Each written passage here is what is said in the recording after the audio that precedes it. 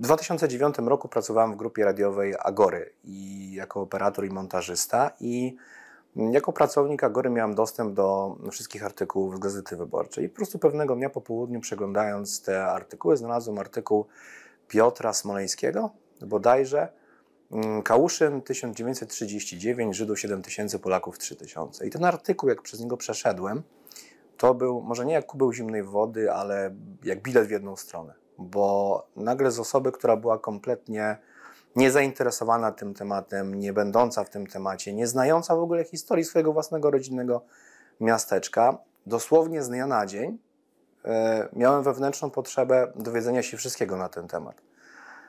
To, co przeczytałem w tym artykule o macewach leżących pod główną ulicą przechodzącą przez to miejsce, o historii, o ludziach, którzy przekopywali masowe groby tuż po wojnie, o tym, jak niesamowicie bogate i rozbudowane było to życie, że teraz w miasteczku, w którym były 3000 osób, jeszcze 70 lat wcześniej było tych osób ponad 10 000, z czego większość to byli ludzie, którzy nie byli Polakami chrześcijanami, byli kimś innym. Dla mnie wtedy to była taka grupa kompletnie nieskojarzona z niczym.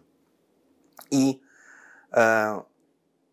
raz, że to był właśnie taki bilet w jedną stronę, który spowodował to, że zaczęła się ta cała nie wiem, podróż, czy to cały ten zespół działań, które trwają do dzisiaj, ale też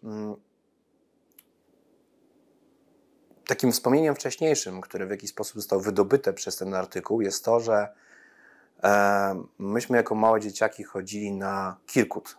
Ja nie wiedziałem, co to był Kirkut. Wiedziałem, że to miejsce w Kałuszynie nazywane jest Kirkutem, że tam był kiedyś prawdopodobnie jakiś cmentarz i są tam fragmenty kamieni z dziwnymi literami. Kiedyś pamiętam, to jest jedno z tych wspomnień, które zapamiętałem bardzo mocno w kontekście właśnie tej potem dalszej części mojego życia, że wziąłem ten jeden z tych kawałków kamieni z tymi dziwnymi, wklęsłymi szlaczkami i przyniosłem pokazać do domu, przekazać to swojemu ojcu, tak, z pytaniem, co to jest właściwie, co to są za napisy.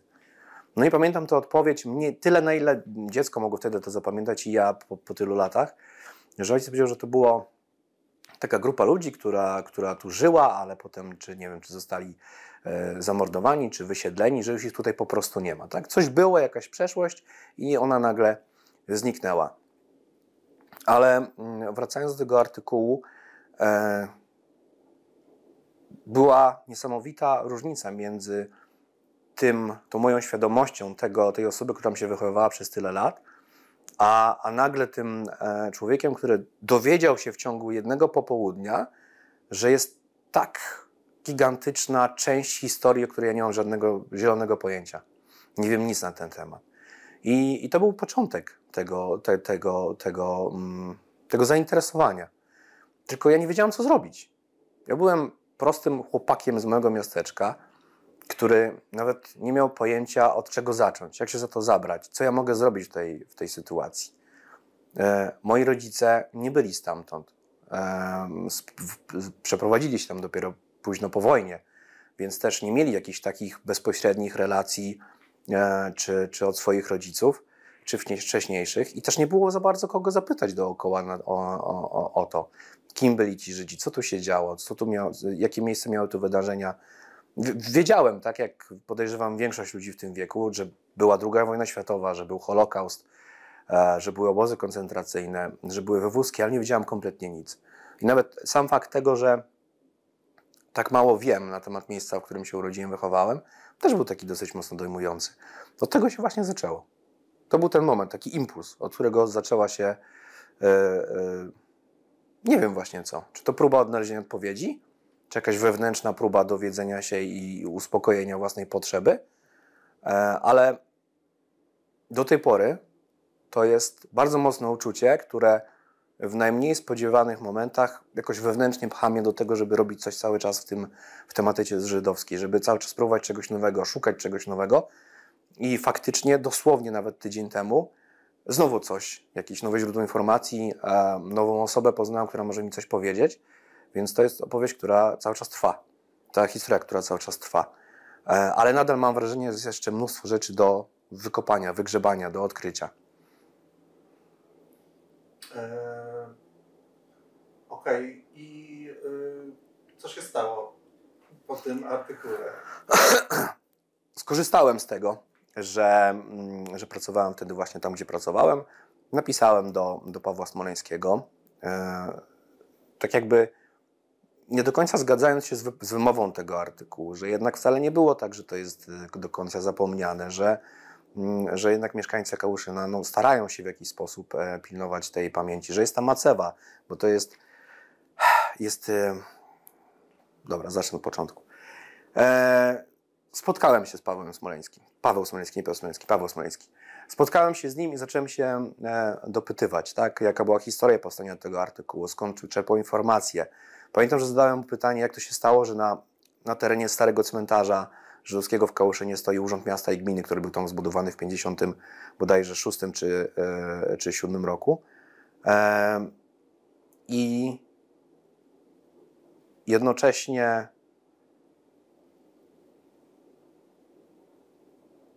korzystając z internetu, natrafiłem na stronę Krzyśka Bielawskiego o cmentarzach żydowskich, tam Kirkuty i x coś tam.pl. Po prostu starałem się znaleźć jak najwięcej mogłem na ten temat, wygrzebać te informacje, zebrać je w jednym miejscu i jakoś zbudować te wszystkie luki w wiedzy, zakleić te wszystkie luki w wiedzy, które miałem. To było dosyć chaotyczne na początku, bo dosłownie nie wiedziałem, co mam zrobić i jak mam to zrobić. Ale powoli, systematycznie trafiając na kolejne źródła, trafiłem na przetłumaczony przez jednego z potomków Żydów kałuszyńskich, Sefer Kalushim, Księgę Pamięci Kałuszyna. Część była przetłumaczona z jidysz na język angielski. To już mi wystarczyło, żeby tę historię przeczytać, przynajmniej jakoś urywkowo, żeby dowiedzieć się więcej na ten temat. Wiem, że potem znowu trafiłem na przedruki czy jakieś pojedyncze egzemplarze czegoś, co nazywało się Rocznik Kałuszyński, gdzie Towarzystwo Przyjaciół Kałuszyna publikowało jakieś prace badawcze, naukowe, artykuły popularno-naukowe na ten temat, również te dotyczące historii żydowskiego Kałuszyna. Tam, jeśli miałem taką możliwość, a byłem wyjątkowo nieśmiały jeszcze bardziej niż teraz, więc nie miałem tej wewnętrznej siły, żeby po prostu zacząć chodzić po starszych osobach, które tam lokalnie mieszkały i wypytywać o tę przeszłość. To potem przyszło z czasem, przyszło samo w najmniej spodziewanych okolicznościach, w najmniej oczekiwanych okolicznościach. Ale pamiętam, że nawet chciałem zrobić film dokumentalny na temat tej żydowskiej historii, tej nieobecności właściwie tej żydowskiej historii. I poprosiłem nawet o list taki, nie wiem, może nie uwierzytelniający, ale w jakiś sposób dający mi poparcie ze strony Agory, że jeżeli ja ten film wyprodukuję, to będzie to publikowane na jednym z kanałów dystrybucyjnych. I nawet z tym swoim takim zaczątkiem tego filmu przyjechałem tutaj do muzeum, spotkałem się z Nitzan Reisner, wtedy jeszcze, i wręczyłem jej to, oczywiście nie licząc na to, że cokolwiek się dalej z tym stanie. Poznałem też kilka osób, które lokalnie przez różne sytuacje, czy przez to, że znalazłem jakieś zdjęcie, czy przez właśnie kontakt, przez to, że zobaczyłem, że na stronie Krzysztofa Bielawskiego jest podpisana jakaś osoba, która dostarczała informacje albo pisała opracowania. W ten sposób poznałem historyka Amira Noińskiego, który obecnie jest pracownikiem bodajże Muzeum w Solejówku Józefa Piłsudskiego. On jako student chyba jeszcze wtedy historii albo młody doktorant przeprowadził wywiad z Władysławem Chrościckim, który był najstarszym, a jednocześnie mentalnie sprawnym mieszkańcem Kałuszyna, żyjącym w 2001, 2002, 97, 98 roku. To były te czasy. To też było niesamowite źródło informacji. Mało tego, ten Władysław Chrościcki z pamięci sporządził mapę, plan Kałuszyna, gdzie wyrysował punkty, które jemu w tę pamięć najbardziej zapadły. Były to też, nie wiem, dom jakiegoś rabina, synagoga, miejsce, gdzie ta synagoga stała. I tak to się wszystko zbierało i nagle już wiedziałem, co to jest Kirkut. Już wiedziałem, że w tym miejscu mniej więcej była synagoga. Na podstawie tego planu wiedziałem, gdzie była ta dzielnica, w której ta część, właściwie może nie dzielnica, ale ta część, gdzie ta ludność żydowska mieszkała. No i zacząłem rozumieć, czym są te macewy. W Kałuszynie jest kościół katolicki. Przy wejściu do kościoła po lewej stronie jest zachowana, nieco nadpęknięta macewa, którą tam przyczepił w 89 albo na początku lat 90 ówczesny proboszcz.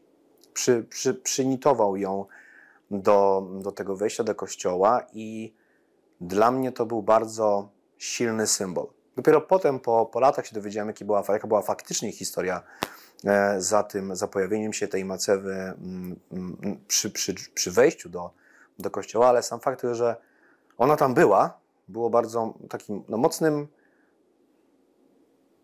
świadectwem,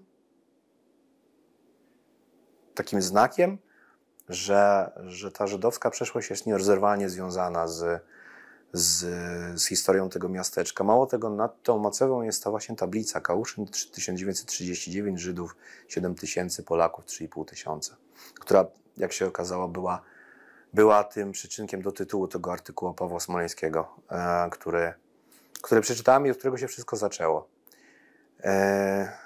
Czas mijał, lata mijały i ja miałem różne takie czy inne doświadczenia zawodowe, ale wiedziałem, że to jest coś, z czym ja chcę związać swoją przyszłość już w tym momencie.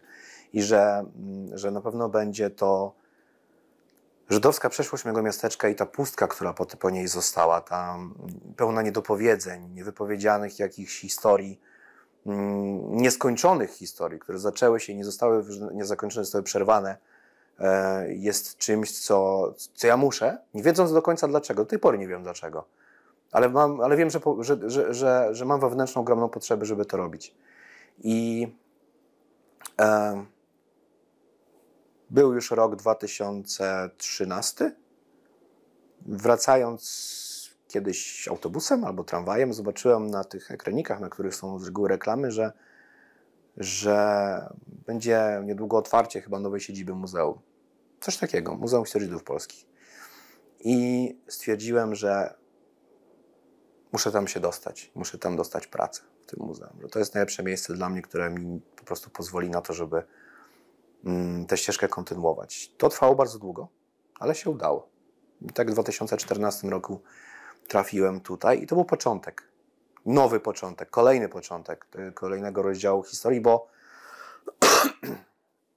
praca tutaj otwiera wiele drzwi, chcąc czy nie chcąc, a jednocześnie ja zacząłem prowadzić bloga. Prostą stronkę na WordPressie, gdzie cokolwiek nie znalazłem, to publikowałem. A to, że są zdjęcia lidarowe tego terenu, gdzie był cmentarz ten nowy, a to, że w Kałuszynie był fotograf, o czym się dowiedziałem z Sefer Kaluszyn, z Księgi Pamięci w Kałuszynie, i którego zdjęć potem poszukiwałem, a jedno z nich trafiło w moje ręce, w też bardzo ciekawych okolicznościach, ale to było zdjęcie z jego zakładu, Szmula Altenberga, bardzo aktywnego fotografa kałuszyńskiego, jedno z wielu, które ocalało.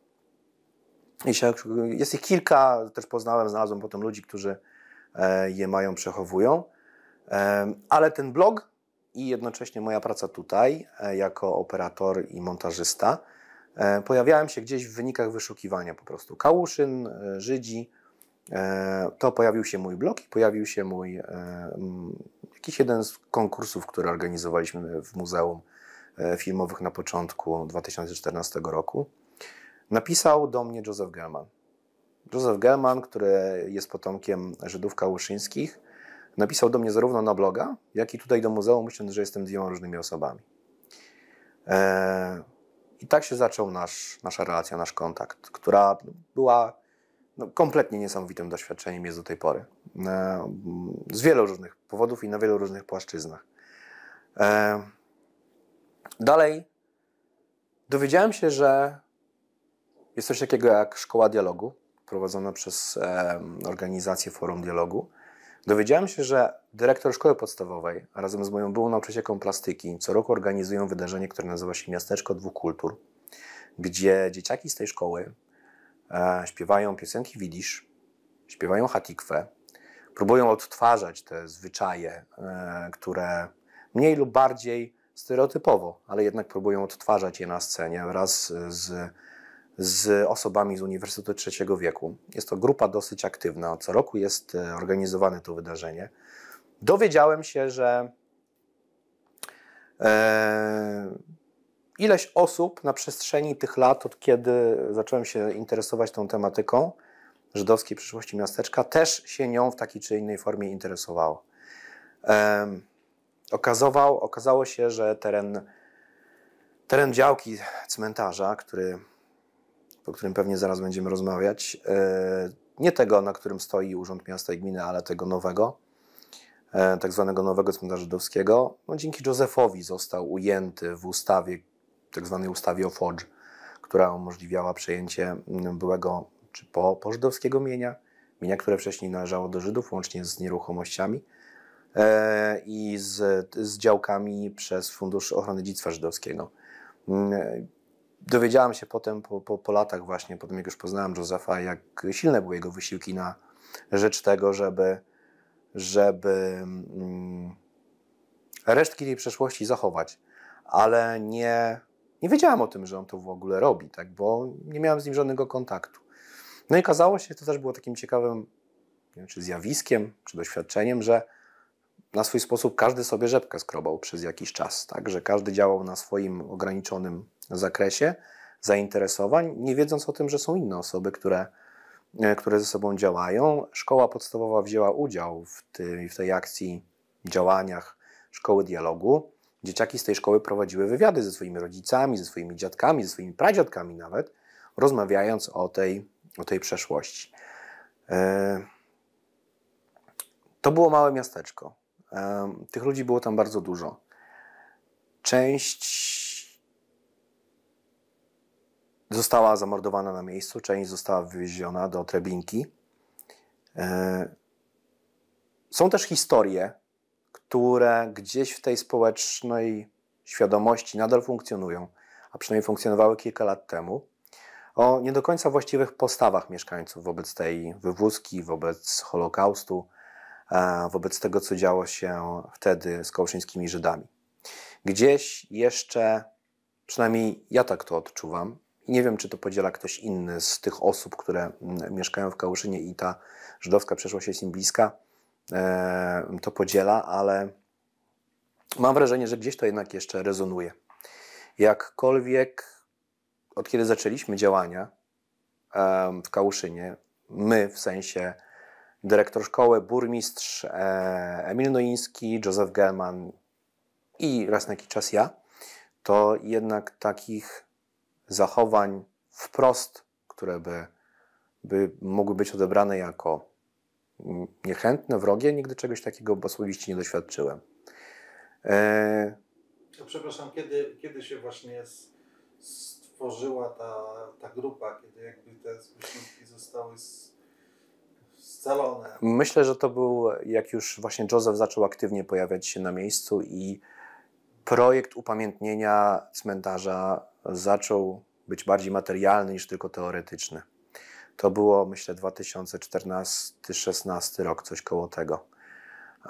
Gdyż nie pamiętam, kiedy odsłanialiśmy pierwszy pomnik, w 2016 albo 2017. Musiałbym spojrzeć na sztetla. Wcześniej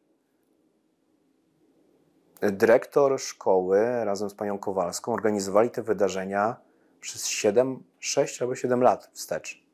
Więc to było cały czas aktywne, działo się jeszcze wcześniej. Ja o tym po prostu nie wiedziałem. I pojawienie się Józefa jako takiego ciała spajającego, takiego czynnika, który nas jakoś zebrał razem, no to jest już 2017-2018. I nie wiem, jak bardzo rozwijać teraz ten wątek, bo mam dużo do powiedzenia na ten temat. Na maksa. Mówimy się jeszcze na drugi wywiad. Dobra, to zacznę od końca. Mamy niesamowite szczęście. Jak rozmawiam z niektórymi osobami z Forum Dialogu, no to wiem, że nie jest zawsze tak, że samorząd albo lokalny radni są przyjaźni działaniom upamiętniającym zawsze i wszędzie. W naszym przypadku jest wręcz przeciwnie. My nie dość, że mamy burmistrza, który jak tylko może wspiera nas w tych działaniach, spotyka się ze mną i z Józefem. Ja robię jako tłumacz generalnie. To to też jest ciekawa historia, ale zaraz do tego wrócę. To mamy jeszcze księdza proboszcza, którego Aleksander Szwarc z Komisji Rabinicznej, o ile pamiętam, nazwał najlepszym proboszczem w Polsce, bo jest to człowiek, który też, jak tylko może, to wspiera te działania. One się będą dalej ciągnąć, jak jest też ciąg dalszy trochę planów na najbliższe lata i bardzo liczę na to, że ta współpraca się nie zmieni, że proboszcz zostanie proboszczem, burmistrz zostanie burmistrzem, będziemy mogli dalej kontynuować to, co chcemy kontynuować. Zacząłem pracę w muzeum. Za każdym razem, kiedy coś się działo w Kałuszynie, to starałem się tam być na miejscu. Przyjechała komisja rabiniczna właśnie z georadarem Aleksandra Szwarca, żeby zrobić badania drogi, która jest dziką drogą, przebiega przez teren cmentarza, powstała tam tuż po wojnie, do tej pory jest wykorzystywana do ruchu między północną a południową częścią miasteczka, bo trzeba wziąć pod uwagę, że miasteczko jest rozdzielone drogą wschód-zachód, czyli Terespol, Warszawa. To się niedługo zmieni, bo będzie zakończona obwodnica, no ale jednak jest to dosyć obecnie ruchliwa trasa, więc każdy taki droga transferowa jest na wagę złota. No i chcieliśmy w jakiś sposób ucywilizować tę sytuację tej drogi, więc przyjechał właśnie Aleksander Szwarc z Agnieszką Nieradko wtedy jeszcze. To było jedno z takich wydarzeń. Potem przyszedł rok 2017. Nie jestem pewien, czy to był 2016-2017. Pamiętam, że był to wrzesień i Józef był bardzo zdeterminowany, żeby upamiętnić to miejsce, cmentarz kałuszyński. To są 4 hektary, to jest ogromny teren. Jakkolwiek był w stanie wśród swoich przyjaciół, znajomych, potomków Żydów kałuszyńskich zebrać kwotę, która umożliwiła po pierwsze znalezienie miejsca pod pomnik, a po drugie wybudowanie tego pomnika przy pomocy Fodżu, który działał w Polsce jako pośrednik i oczywiście jako właściciel tego terenu. Udało się ten pomnik zbudować i udało się zorganizować ceremonię jego odsłonięcia, na którą przyjechało zarówno goście z American Friends of Jewish Heritage of Poland, potomkowie Żydów kałuszyńskich, przyjechał Cwi Kamionka, drugi kałuszyner, potomek, no nawet nie potomek, on akurat był, same dygresje. Cwi Kamionka był człowiekiem, który jako dziecko przeżył 1 września, 12 września, czyli bitwę o Kałuszyn, uciekł do Związku Radzieckiego razem z rodzicami. Ja z nim nagrałem też wywiad, który jest w naszych zasobach, na temat tego, co pamiętał z tego czasu i ze swojej ucieczki. On zmarł niestety niedawno, jakkolwiek był człowiekiem, który był wrzodem na pupie rabina Szudricha i innych osób odpowiedzialnych mniej lub bardziej tytularnie i realnie za dziedzictwo żydowskie w Polsce, ponieważ on robił wszystko, co prawda zdalnie, ale jednak z uporem niesamowitym, żeby w jakiś sposób ten teren cmentarza zabezpieczyć. Jak ktoś oglądał film Okruchy Pamięci Joanty Dylewskiej, to tam jedno z ostatnich ujęć to jest właśnie Cwi Kamionka stojący na tym cmentarzu, wśród tych krzewów, krzaków i jest ujęcie z kranu, które wznosi się do góry kamera i widać coraz szerszy plan tego nieużytku. Koniec końców, dzięki uporowi Józefa udało się zbudować ten pomnik, udało się odsłonić. Zarówno byli też przedstawiciele wtedy jeszcze poprzedniego burmistrza Urzędu Miasta i Gminy, GWŻ-u, Fodżu, Monika Krawczyk nawet była, i przedstawiciele lokalnych mieszkańców. To był nawet nie kamień, to był wielki głaz wrzucony po prostu w tą taflę tej tożsamości, pamięci dla osób, które się tą tożsamością i pamięcią lokalną przejmowały. Potem udało się sfinansować, zebrać pieniądze na to, żeby ten gigantyczny teren wyczyścić, wyciąć krzewy, skosić trawę. Udało się to zrobić w taki sposób, że robił to Zakład Gospodarki Komunalnej lokalnej, więc te pieniądze zostały w lokalnej społeczności. Ludzie, którzy tam mieszkali, pracowali przy tym, w tym mój ojciec, pracowali przy tym, żeby ten cmentarz oczyścić. Udało się znaleźć jeszcze jeden fragment macewy. Macewy z tego cmentarza trafiły albo właśnie jako materiał do utwardzenia lotniska polowego w Cegłowie, lotniska w Janowie Podmiejskiem Mazowieckim, no i też część z nich została jeszcze porozrzucona pod tą główną drogą faktycznie, tak jak Paweł Smoleński pisał, wschód-zachód, czyli Terespol, Warszawa, ale gdzieniegdzie te fragmenty jeszcze są. Jak się okazuje, jest ich całkiem sporo i nawet właśnie tydzień temu znajomy z Towarzystwa Przyjaciół Mińska Mazowieckiego zadzwonił do mnie z informacją, że ktoś z okolic Kałuszyna zgłosił się do niego, że ma te macewy u siebie w gospodarstwie i chciałby je przekazać nieodpłatnie. Więc jesteśmy w trakcie tego, żeby to się stało. Nie mamy jakiego takiego lapidarium. On jest planowane. Macewy, które przetrwały, były przechowywane w takim mini skansenie w miejscowości Groszki, która jest 3 km czy 4 km od Kałuszyna, bo ówczesny dyrektor tamtej szkoły jest obecnym dyrektorem szkoły podstawowej w Kałuszynie, więc te macewy wziął ze sobą, są przechowywane na terenie posesji jego rodziców w Kałuszynie. Mój ojciec, który pracował w Urzędzie Miasta i Gminy, nie wnikam w jakich dokładnie okolicznościach, ale wszedł w posiadanie macewy z polichromiami. Jedyny jak z takimi ozdobami macewy, które się z Kałuszyna zachowała, ona jest obecnie u mnie. To znaczy jakby jeszcze jest farba, tak? Jest farba, tak.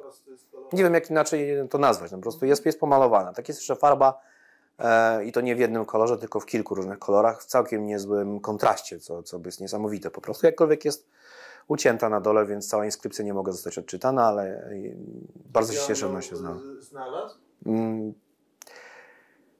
To jest moje przypuszczenie. Ja też nie chciałem nigdy od niego wyciągać tej informacji na siłę, ale rozumiem, że jest to związane z tym, że teren Urzędu Miasta i Gminy jest terenem byłego cmentarza, starego cmentarza żydowskiego.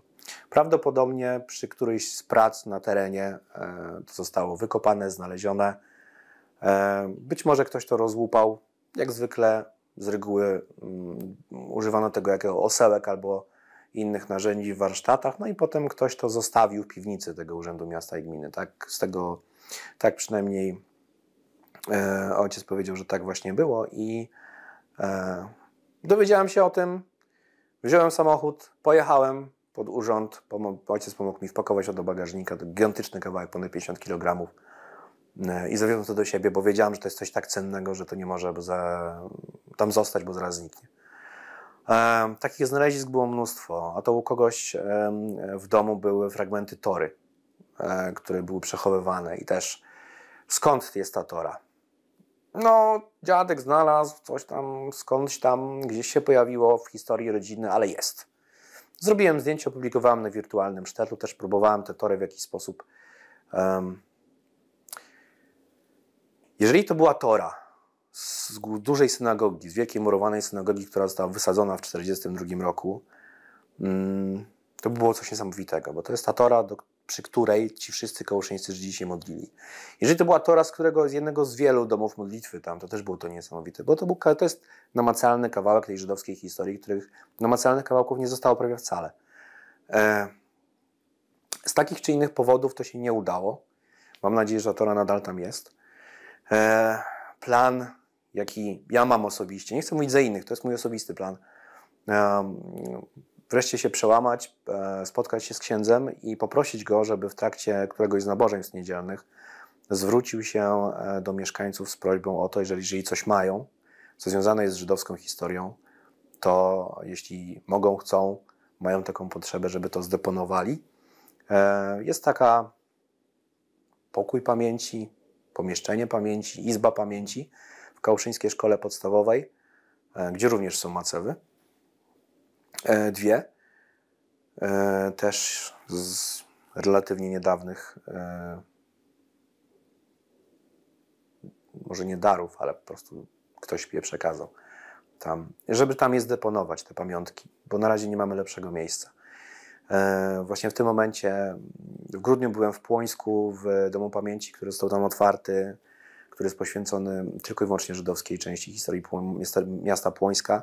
I bardzo bym chciał, żeby korzystając z tego, że mamy taki w Kałuszynie były dom nauczyciela, żebyśmy tam zrobili taką izbę pamięci, takie faktycznie malutkie dom pamięci, który byłby poświęcony nie tylko historii żydowskiej, również tej nieżydowskiej, w ogóle całościowo Kałuszyna, ale żeby było tam miejsce dla tej żydowskiej historii, która jest tą taką z jednej strony jest nierozerwalna, tak? A z drugiej strony nic po tym nie zostało. Poza tymi nielicznymi artefaktami i historiami.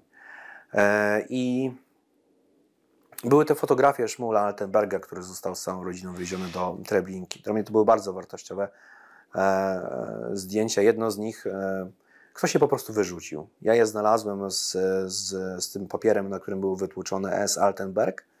Zdjęcie portretowe jakiejś starszej osoby. Przekazałem jej w darze do muzeum właśnie w 2014 roku. Mijały lata. Raptem 2 albo 3. Była pandemia. Po pandemii przyszedł maj 2022 roku. Maj 2022 roku jest też bardzo szczególny i myślę, że nie tylko dla mnie, bo to była taka na swój sposób kulminacja tych wszystkich działań, dlatego że byłeś tam wtedy, widziałeś. Przyjechał Józef, przyjechali jego przyjaciele, były dzieciaki ze szkoły podstawowej, była rodzina Józefa pierwszy raz w Polsce, były jego wnuki, które biegały tam sobie po tym cmentarzu. Też dla mnie był niesamowity obrazek. Jak ktoś się mnie pyta, co dla mnie najważniejszego było w tym, co wtedy doświadczyliśmy, to właśnie to, że ta mała dziewczynka z Jerozolimy biegała sobie po prostu nie wiedząc o tym, gdzie biega, że po tych 80 latach na tym żydowskim cmentarzu, na tej ziemi, w której stały się takie niesamowite rzeczy, niesamowicie straszne, biega sobie żydowska mała dziewczynka. Że to jest taki obrazek, który, wiesz, daje ci, kurczę, super, udało się. Coś jednak dobrego zostało po tym wszystkim. Że jesteśmy w stanie dożyć tej chwili, że coś takiego możemy zobaczyć. Na zdrowie. I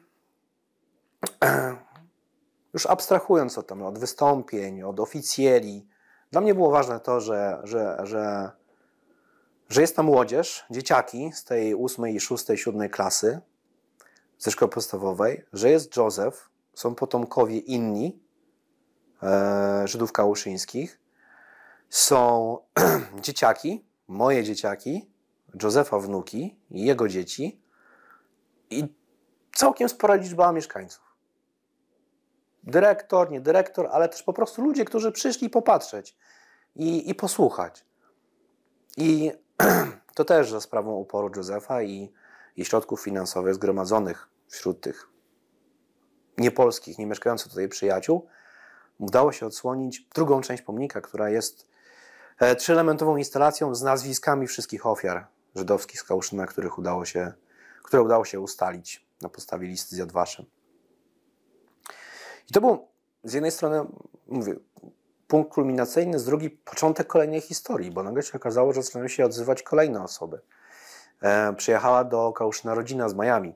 Potem też niesamowita historia. Wnuk i ze swoją mamą, która jest córką też ocalałego z Kałuszyna, który uciekł ze swoim młodszą siostrą, bo bratem chyba, jako mały chłopak z Kałuszyna już po rozpoczęciu wojny. Przyjechała potomkini, która chciała włączyć do upamiętnienia grobów masowych, które są na terenie tego cmentarza nowego, wokół którego kręci ta cała historia, no bo jednak jest to ten kawałek ziemi, który jest, a innych rzeczy już nie ma. Ale do tego zaraz nawiążę. Przepraszam, jest, bo wyście go jakby oznaczyli, tak? No wcześniej to było, bo mówisz o tych materialnych, prawda, śladach, no mówiłeś o tych przedmiotach, tak. Takich tych pozostałościach tego cmentarza, tych macewach, no ale sam cmentarz był po prostu totalnie niewidoczny, prawda? Czy to nie było wcześniej żadnych oznaczeń? Nie. Co do jeszcze do tej materialności, bo to dla mnie też jest ważne. Macewa nie musi być z tego cmentarza. Ona może być przyniesiona z Mińska Mazowieckiego, z Siedlec, z Cegłowa, skądkolwiek indziej, gdzie były cmentarze. Więc nie jest nierozerwalnie związana z tą historią. Cmentarz jest. To jest kawałek ziemi, którym nikt tak naraz nie jest w stanie podnieść, ukraść ani wyrzucić.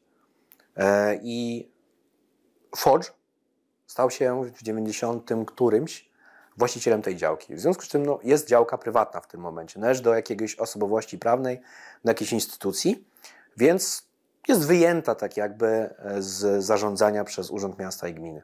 Ale jest kompletnie, tak jak powiedziałaś, nieoznaczona. To są krzaki, krzewy, nieużytek. Poza pamięcią osób, które wiedzą, co tam jest, nikt nie ma żadnego znaku, ani śladu, mówiącego o tym, że tu w tym miejscu były cmentarz żydowski. I po odsłonięciu pierwszego pomnika lub jednocześnie, pamiętam, że to był listopad, ale nie pamiętam którego roku. Jeżeli to był listopad, to musiał być już po odsłonięciu pomnika. Ten cały teren został wyczyszczony, wysprzątany.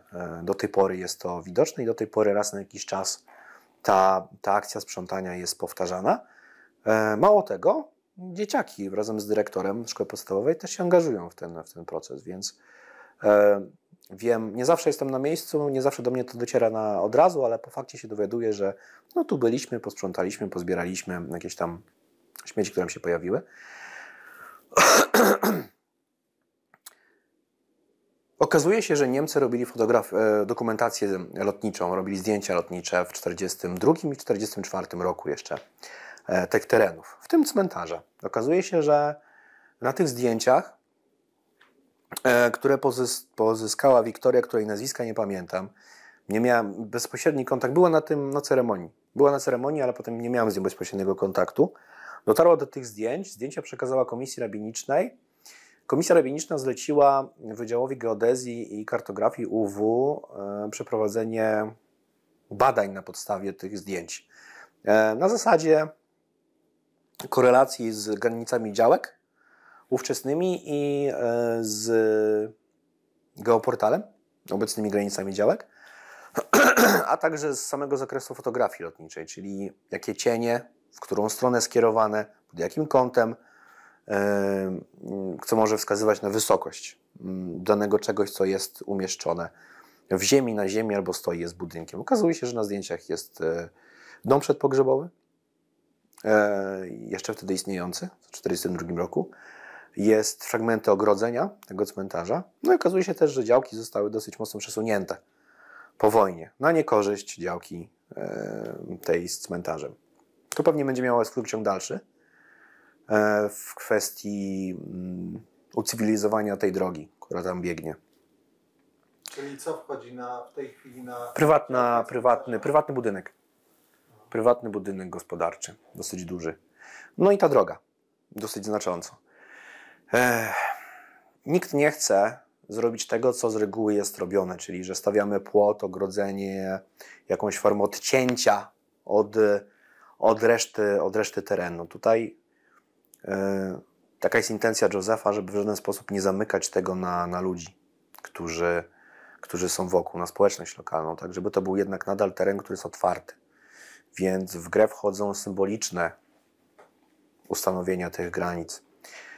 W grę wchodzi, nie wiem czy jest to możliwe, to były takie luźne rozmowy, tak? Czy możemy zrobić nasyp w miejscu tej drogi, żeby nie wykonywać żadnych wykopów, żeby po prostu tę drogę poprowadzić nad znacząco powierzchnią, cokolwiek innego, żeby jej nie zabierać jednak lokalnym mieszkańcom, bo korzystają z niej na co dzień. Może otwarcie wodnicy zmieni częstotliwość tego wykorzystania, może ją zwiększy. Zobaczymy. Ale jest to jedna z tych rzeczy, którą trzeba zaadresować. I ciąg dalszy. W Starostwie Powiatowym w Mińsku Mazowieckim w Wydziale Geodezji i Kartografii jest plan. Plan, który jest digitalizowany. Plan został sporządzony w 1936 roku przez mierniczego przysięgłego, którego nazwiska teraz nie pamiętam. Jak się nazywał ten starszy kolekcjoner, badacz, archiwista z Żichu? Jagielski. Jan Jagielski. U niego byłem. Poszedłem, przedstawiłem się, powiedziałem, kim jestem, poprosiłem grzecznie o wypożyczenie teczki, bo tam były teczki z każdego sztetla w Polsce. Zrobiłem sobie skan zawartości tej teczki, w tym były też właśnie kopie tego kawałka tego planu. Co w tym planie jest niezwykłego, poza granicami działek, że są nazwiska właścicieli. To jest coś niesamowitego. Co na pewnym obszarze, tam po zachodniej stronie, same nietypowo polskie nazwiska. W miejscach, w których właśnie była synagoga, na terenie, którym teraz jest tam stacja benzynowa. W ogóle to było też...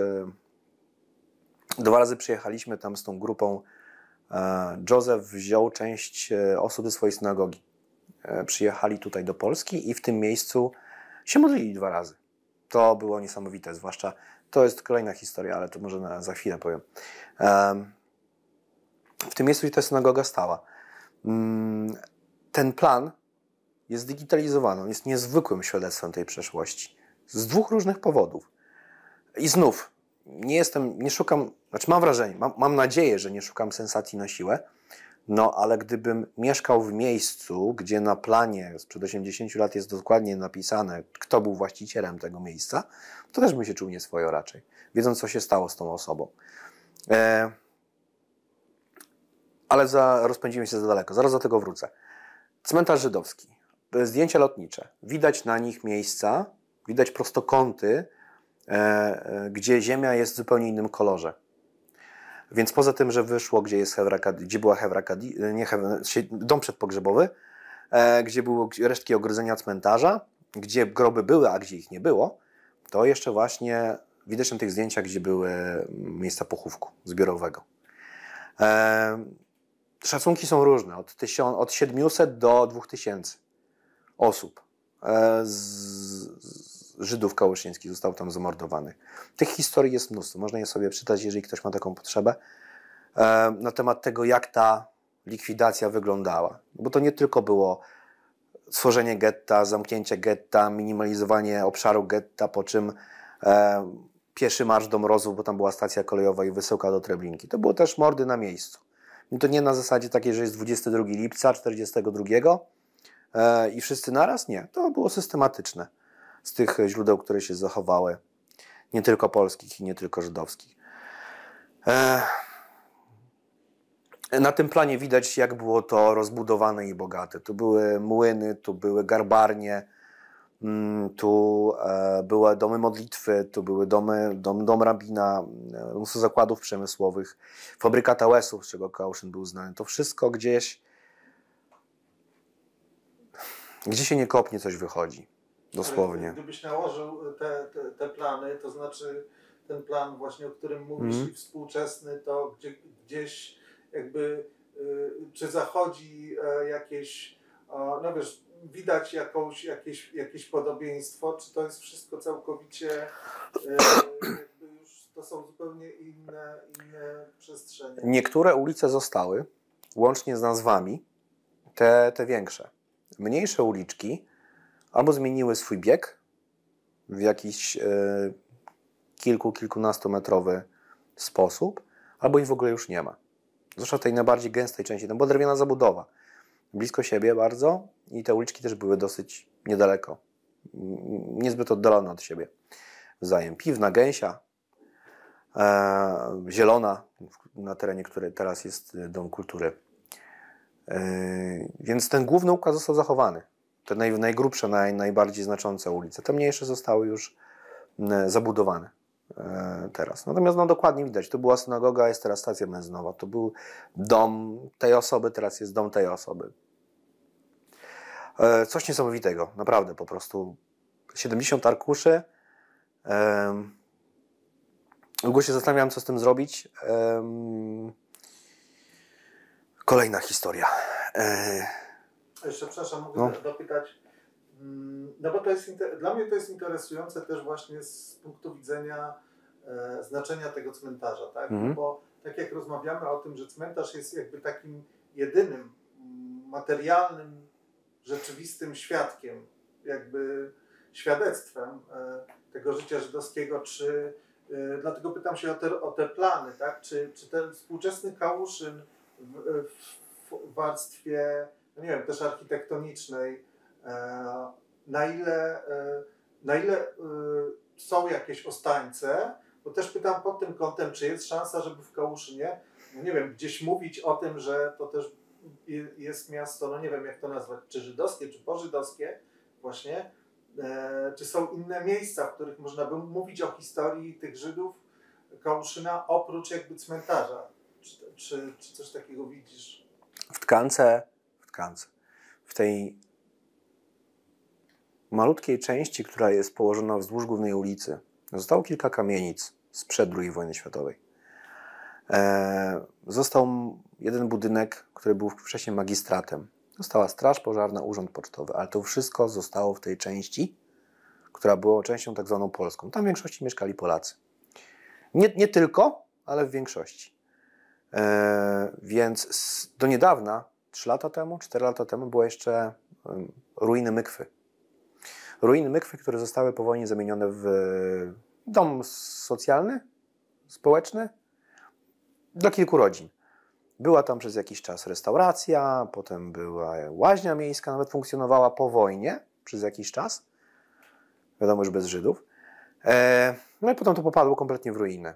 I jakiś czas temu, nie jestem w stanie powiedzieć dokładnie ile lat temu, ta działka została sprzedana przez Focz, kupił to jakiś lokalny, prywatny przedsiębiorca i kompletnie do zera te ruiny wyczyścił. Tak? Więc poza artefaktami typu macewy, jakieś pamiątki rodzinne, które się zachowały w rodziniach, z takich czy innych przyczyn w tych rodzinach się znajdujące, no to został ten cmentarz.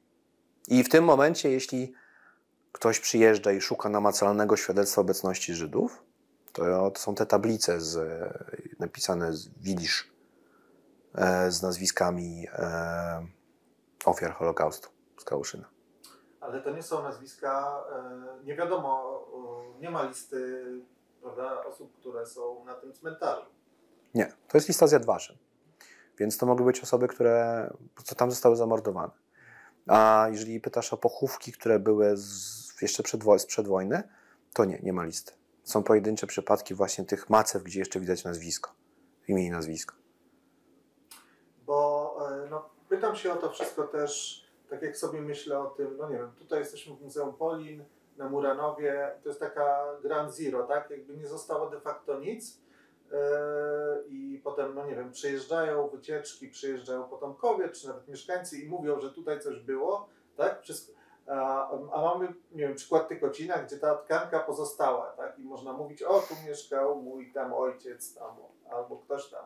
Tu była rodzina Olsztajnów. Natomiast jak rozumiem, dla Kałuszyna to jest taka przestrzeń bardziej, znaczy to jest pytanie też dla Ciebie jakaś.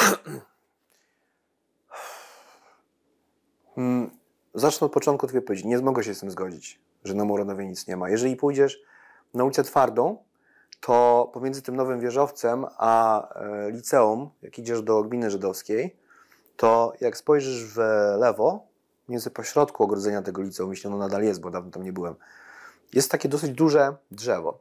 Pod tym drzewem jest dziura, która po każdej ulewie coraz bardziej się powiększa. Jak przemieszczasz się Muranowem, widzisz gdzieś takie pomiędzy osiedlami takie górki usypane. Tak? Jeżeli widzisz gdzieś roboty drogowe, to tam nie ma piasku. Tam jest cegła. Fragmenty cegły. Tu wszystko pod nami to są, z tego co wiem i z tego co widzę, zakopane piwnice, gdzie są jeszcze pustki przestrzenie, gdzie jest jeszcze coś, co no chyba nie może być bardziej namacalne. Tam jeszcze ludzie są. Szczątki ludzkie, które tam nigdy nie zostały znalezione i pewnie długo nie zostaną. Gdziekolwiek coś powstaje, to jakieś ruiny są znajdowane. W Tykocinie zachowały się budynki, zachowała się synagoga. Tam możesz pójść i dokładnie, tak jak mówisz, tu była rodzina taka, tu była rodzina taka, tu była rodzina taka. W Kałuszynie, jeżeli ktoś przyjeżdża, to ja mam wrażenie, że odgrywam teatr, bo ja nie mogę pokazać, zobaczcie, w tym budynku mieszkała ta i ta rodzina, albo tu jest ślad po mezuzie, we Framudze jeszcze. U nas nic nie ma. Ja mogę pracować tylko na wyobraźni. Mogę wziąć zdjęcia, które się zachowały, które pokazywały, nieliczne zdjęcia, które się zachowały, które pokazywały, jak ten Kałuszyn wyglądał wcześniej. Nieliczne zdjęcia, które się zachowały, które pokazują, jak synagoga wyglądała, ale ja po prostu staję przy pustej przestrzeni i macham rękoma, próbując opisać to, co tu było. Ale czasami mam wrażenie, że przecież może ja to wszystko wymyślam, że to wcale tak nie wyglądało, że to było zupełnie inaczej. I że bazując na informacjach, które udało mi się zdobyć, ja nie wiem, czy mówię o tym, co faktycznie miało miejsce, czy o mojej interpretacji tego, co tu było. Więc mam też czasami takie wrażenie, że to jest bardziej życzeniowe myślenie, niż faktycznie to coś, czego możesz dotknąć. Bo jak masz budynek, jak masz jakiś artefakt, jak masz coś, co tu stoi od tych 80-90 lat, to możesz poczuć to nawiązanie do historii, która tu miała miejsce. Ale jeżeli mówisz tylko na podstawie wspomnień, na podstawie starych zdjęć i jesteś w przestrzeni, w której już nic nie ma, to trochę tak wygląda jak wywoływanie duchów. Że ktoś przyjechał, nie wiem, 10 000 kilometrów przeleciał, bo tutaj jego przodkowie mieszkali, mieli dom, mieli swoje życie, swoją działalność, ale ja nie mogę im nic pokazać. Mogę im pokazać kilka starych zdjęć i opowiedzieć to, co sam przeczytałem w Sefer Kalushim. Więc tak, ten cmentarz jest taką jedyną rzeczą, ale znów, to jest też, myślę, symptomatyczne. Wchodzisz na ten teren, widzisz, że on jest inny, bo tutaj są domy, tu są domy, tu jest teren cmentarza katolickiego, tu są drogi, jezdnie i on jest jak inny, no bo jest dużym terenem, na którym nic nie ma. W tym momencie wszystko jest ładne, wykoszone i są te dwa pomniki, ale to są pomniki z kiedy? No sprzed 5-6 lat, czy nawet sprzed 2. I znów to jest nowe, to nie jest bezpośrednio powiązane z tą historią. Nie masz bezpośredniego kontaktu, tak jakby z rzeczami, z ludźmi, którzy... Nie ma nawet pojedynczej macewy. Nie mogę po prostu podejść i powiedzieć, zobaczcie, tu spoczywa ta i ta osoba, bo nie wiem, bo ich tam nie ma. Wiem, że tu są prawdopodobnie 2000 ludzi. Jest tutaj pochowanych, zamordowanych, tu skończyło ich się życie, ale nie jestem w stanie ich w jakikolwiek sposób wyróżnić, że dokładnie w tym miejscu, tak? Więc z jednej strony jest ten cmentarz, który jest takim łącznikiem ostatnim, przedostatnim. Zaraz powiem, dlaczego przedostatnim. A z drugiej strony znów, no to jest pusty teren, tak? Z tymi 2 pomnikami. Wspaniale, że one są. To jest coś niesamowitego, że one powstały i bardzo się cieszę, że one powstały. I że są te nazwiska tam, tak? Na tych metalowych tablicach są te nazwiska. No ale jednak stajesz przy tym cmentarzu i widzisz pustkę. I czujesz tę pustkę tam w tym Kałuszynie, że taki gigantyczny kawałek historii, no i co? I ten gigantyczny kawałek ziemi? To jest wszystko, co potem zostało? A gdzie jest reszta? Przedostatnim mówię dlatego, że ta macewa przy wejściu do kościoła. Ona tam jest. Każdy, kto niedzielę idzie tam na nabożeństwo, musi obok niej przejść. I chcąc, nie chcąc, musi ją zobaczyć. Tak? Jest tam ten silna informacja, tu byliśmy. Jakkolwiek. Że byliśmy częścią tego miejsca. Tak? No ale mówię, co dalej? Nie ma mykwy, nie ma żadnej kamienicy, nie ma żadnego budynku. Jak były jakieś budynki, to zostały już rozebrane dawno temu. Są wspomnienia, są plany, są zdjęcia, nieliczne, ale są. Było 7000 osób. Nie ma ani jednej. I został po nich kawałek placu. Wspaniale, że są te pomniki, które mają te nazwiska. Ale mam wrażenie, że są ludzie, którzy o tym opowiadają. Są ludzie, którzy starają się podtrzymać tę pamięć. Są ludzie, którzy próbują ją wskrzesić. Przywrócić chociaż kawałeczki tego czasu dawnego. Są ci ludzie typu takiego jak Józef, którzy przyjeżdżają i są potomkami tych Żydów kałuszyńskich, czy inni potomkowie tych Żydów kałuszyńskich, którzy jednak, o właśnie, może to jest ten łącznik z tamtą historią. To ich dziadkowie tu żyli, ich dziadkowie tu mieszkali. I oni tu przyjeżdżają po latach, oni noszą w sobie w jakiś sposób tę historię, te opowieści, no ale znów nie mogą z tego w żaden sposób skorelować z tym, co zostają na miejscu. To jest bardzo ciekawe, co mówisz. Absolutnie fascynujące. Właśnie tak się zastanawiam nad tymi potomkami Żydów polskich, bo ty mówisz o tych takich dowodach, to też się nad tym zastanawiałem właśnie, że te dowody i no właśnie, co w tym kontekście zmienił kontakt z tymi potomkami? Czy to jest tak, że oni, nie wiem, z nimi napłynęły dowody, w sensie, nie wiem, zdjęcia, wspomnienia, czy dla ciebie sam fakt istnienia tych potomków jest, nie wiem, ważniejszym dowodem, tak? Jak to jest? Chyba to, o czym mówiłem wcześniej, tak? O tym, że wtedy w maju było tyle ludzi, którzy byli bezpośrednio osobiście związani z tym miejscem. Że znów tak, że Kołszyn był znowu pełen żydowskiego życia. Po raz pierwszy od nie wiadomo jakiego czasu. Że tam naprawdę się przez ten jeden dzień po prostu miałem wrażenie, że jest troszeczkę tak jak dawniej było, tak? Bo tyle było potomków Żydów, którzy tam przyjechali, którzy byli związani rodzinnie z tym miejscem. Czy oni przywieźli dowody? Nie, oni siebie przywieźli. Oni przywieźli swoje historie, oni przywieźli swoje opowieści, oni przywieźli emocje. Oni byli emocjonalnie związani z tym miejscem, chociaż nigdy go nie widzieli wcześniej, niektórzy z nich. Nigdy tam nie byli wcześniej, ale w ich świadomości to miejsce istniało. Bo dziadek o tym opowiadał, bo ojciec o tym opowiadał. I mówił, i wracał wielokrotnie do tych wspomnień. Tak jak w przypadku tej rodziny ze Stanów, która przyjechała w sierpniu zeszłego roku. No ale opowiadał o czymś, czego oni nie mogą zobaczyć. Nie. Czy coś... I taki nie. No w przypadku, akurat w tym jednym konkretnym przypadku pojawił się wątek kościoła, który stoi do tej pory. W przypadku jest historia o tym, jak Niemcy spędzili grupę Żydów i kilku Polaków do kościoła katolickiego. I ich tam trzymali przez 3 dni w czasie Rosh Hashana. Albo Jom Kippur. Jom Kippur. Czy Rosh Hashana. Nie chcę skłamać. Z któregoś z tych 2 świąt. No i po 3 dniach zostali wypuszczeni z tego. Z bardzo małą ilością wody i z bardzo małą ilością jedzenia. I ten kościół jako ten centralny punkt miejscowości, on się faktycznie w tych opowieściach pojawia. Zostały ruiny garbarni jeszcze, z którym też się wiąże dosyć przykra sytuacja, bo tam wspólnik polski przejął własność żydowską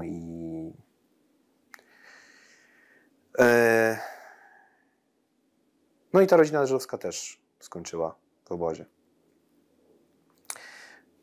Jest jeszcze jeden aspekt tych potomków Żydów kałuszyńskich. Ja osobiście nie znałem nikogo, kto byłby Żydem, dopóki nie zacząłem pracować w muzeum. Jeżeli mieszkając w takim małym miasteczku, jeżeli ktoś mieszka w takim małym miasteczku, to raczej ma małe szanse na to, jeżeli tam jest jego całe życie i nie ma kontaktu ze społecznością żydowską w Polsce, żeby taką osobę spotkać. Więc kiedy przyjechał Józef, kiedy poszliśmy spotkać się z uczniami szkoły podstawowej, no to myślę, że dla niektórych z nich przynajmniej to był pierwszy kontakt z prawdziwym Żydem. I te opowieści, o których my mówiliśmy, które były w rodzinach, które tam się pojawiają dzięki dyrektorowi w przestrzeni informacyjnej Kałuszyna i szkoły, no to nagle nabrały wymiaru, tak? Bo oni zobaczyli kogoś, kto jest wnukiem osoby, która tu mieszkała wcześniej, tak? I przyjechał odwiedzić to miejsce, mieli okazję poznać i posłuchać. To też myślę, że było w jakiś sposób. To rabin Szudrich powiedział takie zdanie: bringing Jewish life back to life. Bardzo mi się to spodobało, bo to jest właśnie tego typu działanie, tak? Że nie mamy artefaktów, budynków, mamy kilka macew, czasami jakieś poszczególne fragmenty materialne, małe tej przeszłości, do których nie jesteśmy pewni, czy są w ogóle stąd. Ale mamy Józefa Gelmana, czy kogokolwiek innego, kto przyjedzie. Oprowadzam rodzinę, mam matkę i córkę. Nagrywałeś z nią wywiad, z tą starszą panią chyba, mówiącą po polsku, mam takie wrażenie. Tak, możliwe. Albo mi się go wydaje już teraz po tym po latach. Taki wywiad nie pamiętam, ale możliwe. No więc i znów, to jest co prawda była córka, ocalałego z Kałuszyna i mówiąca po polsku. Więc i też byłem z nimi w szkole podstawowej, też dyrektor z nimi rozmawiał. Nie wiem, czy tam byłem. Tak, to też było niesamowite, bo Marek Pachnik, dyrektor, ma taki zwyczaj, że jak ktoś ma urodziny, to przychodzi do niego do gabinetu i dostaje cukierki. I teraz też było tak, tutaj rozmawiamy sobie o żydowskiej przyszłości Kałuszyna, wchodzą dzieciaki i powiedział, przepraszam, teraz mam ważniejszych gości.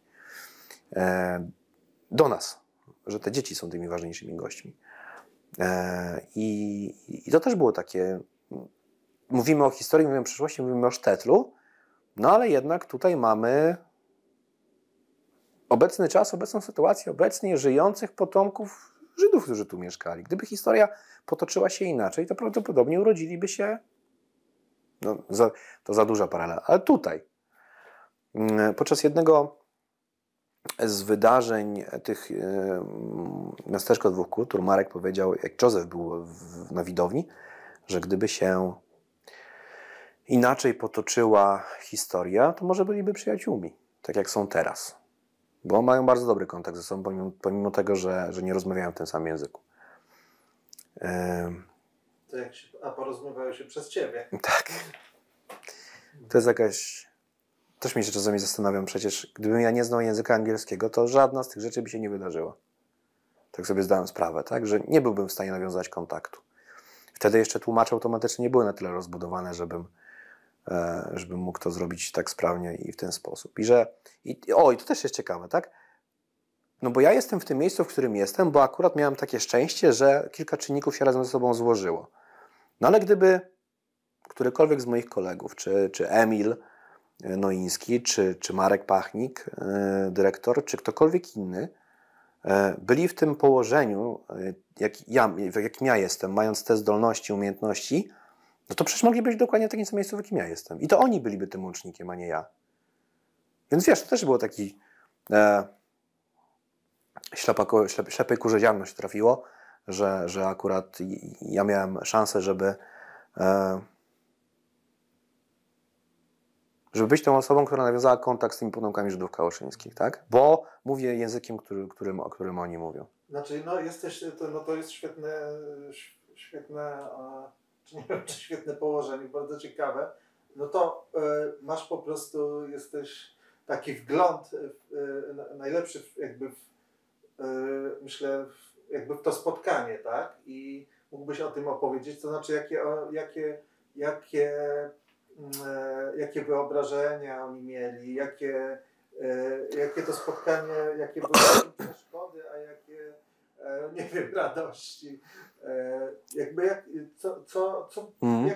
Jak to się wydarza i wydarzyło w tym kontekście, co było dla nich zaskoczeniem, czego chcieli się dowiedzieć, jakby takie wiesz, takie rozkręcanie się tej komunikacji, jak to wyglądało. To zawsze, zresztą chyba każdy, kto kiedyś oprowadzał kogoś, był takim, próbował być przewodnikiem, czy próbował właśnie, nie wiem, opisywać coś, pokazywać coś komuś, kto przyjechał z bardzo daleka, ma ten sam problem, że w moim przypadku to zawsze było z polecenia, tak? Czyli, że ktoś już tu był, na przykład Józef, powiedział o mnie, że jest tutaj ktoś taki i ktoś inny się ze mną kontaktował, więc przyjeżdżając tutaj nie byłem już do końca anonimowy dla tych osób, które tu przyjechały. Nie byłem dla nich anonimowy, kiedy tu przyjechały, ale zawsze jest na początku ten brak zaufania, tak? No bo ja jednak jestem Polakiem, etnicznym i to się często pojawiało. Dlaczego ty jako Polak się tym zajmujesz w ogóle? I dla niektórych to była abstrakcja. No ale jak to? To ty nie jesteś Żydem? Dlaczego się tym zajmujesz?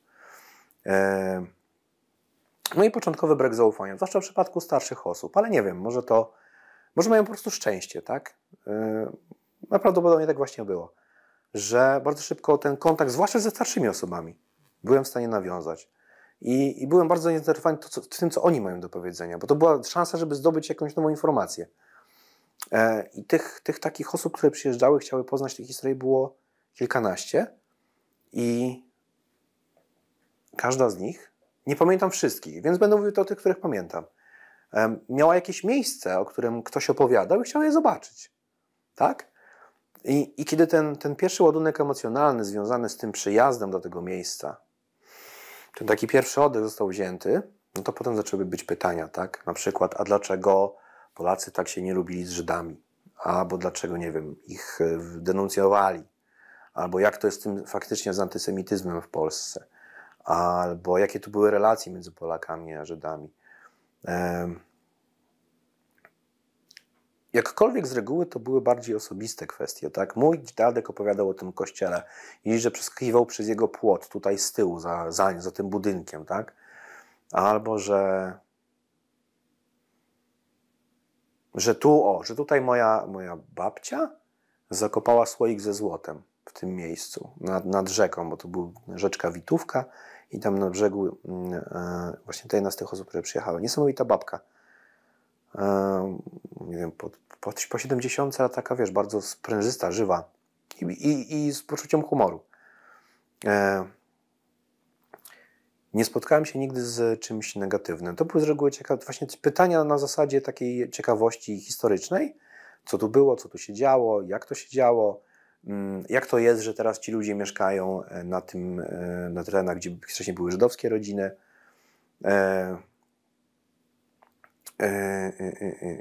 I dlaczego ty się tym zajmujesz? To pytanie by się pojawiało za każdym razem. Czyli dlaczego ty, będąc Polakiem, się tym zajmujesz? No właśnie, a mogę tutaj dopytać, jak ty się z tym czujesz? To znaczy dla ciebie Kałuszyn stał się miejscem pożydowskim, czy nie? Jak to zmieniło? Jak ty się w ogóle teraz czujesz z tą przestrzenią, no i z tym miejscem po prostu? Jak to zmieniło twoje postrzeganie tego miejsca? Nie wiem, czy ty masz tak samo, ale przez to, że większość życia spędzam w Warszawie, to mam dystans do tego, co czasami jest czymś koniecznym, jak mieszkasz w małej miejscowości. Wszyscy wszystkich znają, każdy wie, czyim synem jesteś, każdy wie, czym się zajmujesz. Jesteś tak jakby już absolutnie w tej kulce tej lokalnej społeczności, ale jak jesteś takim gościem, który tam jest raz na jakiś czas, to wydaje mi się, że masz możliwość nabrania o wiele szerszego, większego dystansu do tej sytuacji. I wydaje mi się, że to jest ogromna zaleta, bo ja mogę przyjechać, nie czując się w żaden sposób związany jakimiś normami społecznymi, które gdybym tam był na stałe, mógłbym.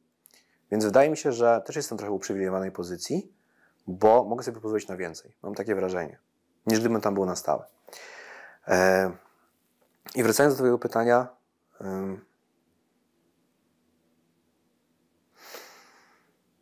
chyba nie przerobiłem tego jeszcze, bo dla mnie to jest coś tak niewyobrażalnego, jak jesteś młodym człowiekiem, to bardziej masz skłonność, wydaje mi się, patrzenia na świat w kategoriach czarne i białe. Byli źli, byli dobrzy, ci mieli rację, ci nie mieli racji. Im jesteś starszy, tym zaczynasz dostrzegać coraz więcej niuansów. I zaczynasz sobie zdawać sprawę, jak funkcjonują mechanizmy społeczne w takiej miejscowości, którą znasz, bo to jest twój rodzinny dom. Była rodzina taka, mieli takie relacje ze sobą. Ta grupa się przyjaźniła ze sobą, ta się nie przyjaźniła ze sobą. Więc przestajesz patrzeć, że wszyscy Żydzi jako jedna zwarta, zbita grupa i wszyscy Polacy jako jedna zwarta, zbita grupa. Natomiast sobie zdajesz sprawę, że w tym miejscu, w którym ty mieszkasz, w którym się wychowałeś, urodziłeś, jednak dla mnie to cały czas jest dom. Tak? Warszawa jest tym drugim miejscem. Kałuszyn to jest mój dom. To jest to miejsce, które nazywam domem.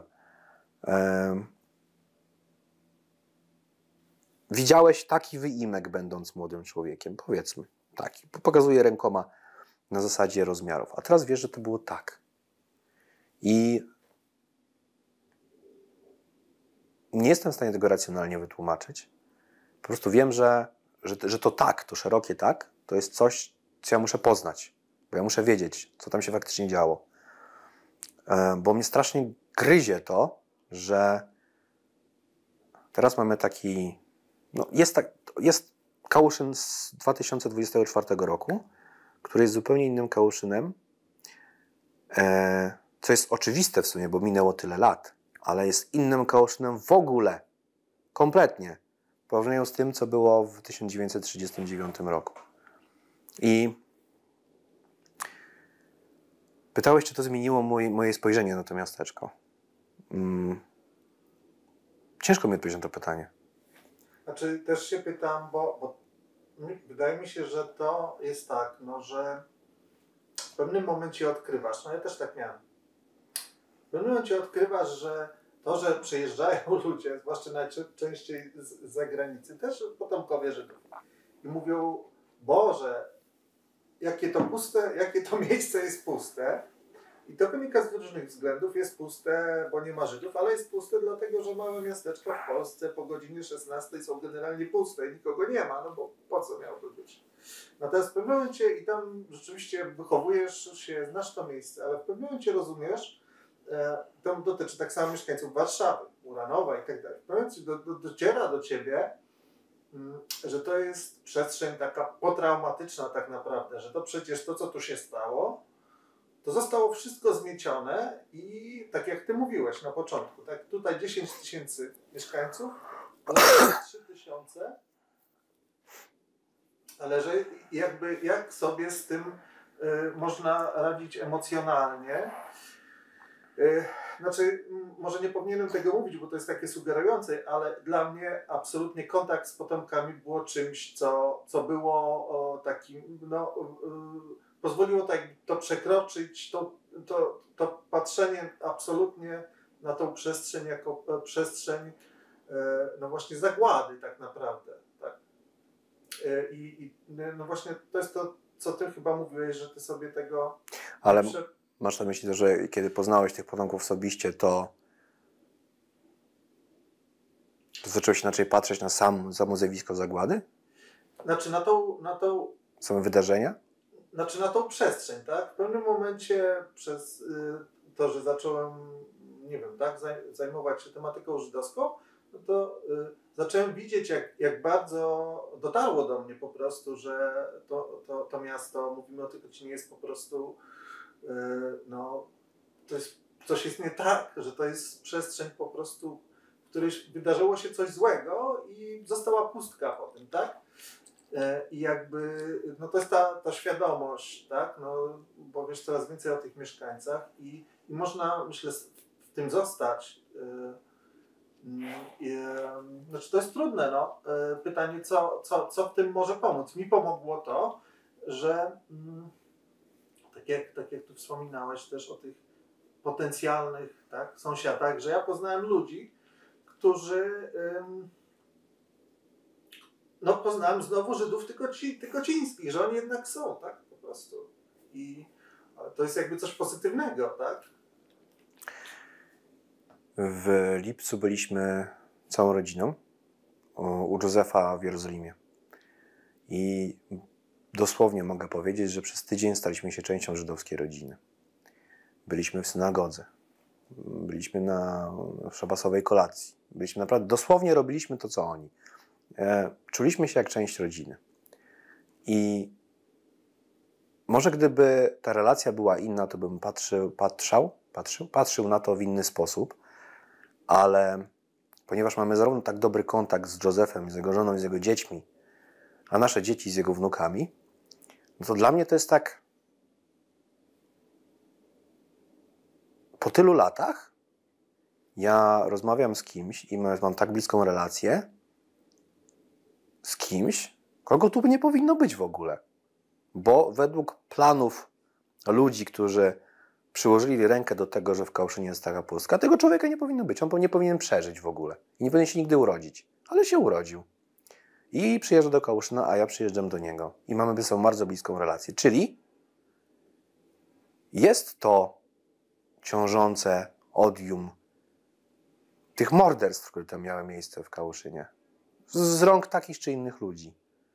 A z drugiej strony mamy 2024 rok i ja mam niesamowicie bliską relację z kimś, kto jest potomkiem, wnukiem i prawnukiem osób, które tam żyły wcześniej. To znaczy, że ta zagłada nie była 100% zagładą. Że ktoś przeżył, że ktoś został, że ktoś jest i tu przyjeżdża I może to nie jest tak, że to się skończyło wtedy, bo dzięki temu, że oni tu są, przyjeżdżają, no to tak jakby jest, może nie nowy początek, ale nie wszystko umarło. Nie wszystko zostało stracone.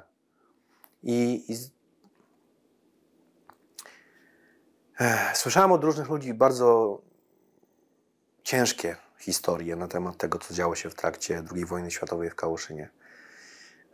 Słyszałem plotki i pogłoski o rodzinach, które wydawały Żydów, żeby przejąć ich mienie, które do tej pory są tam na miejscu.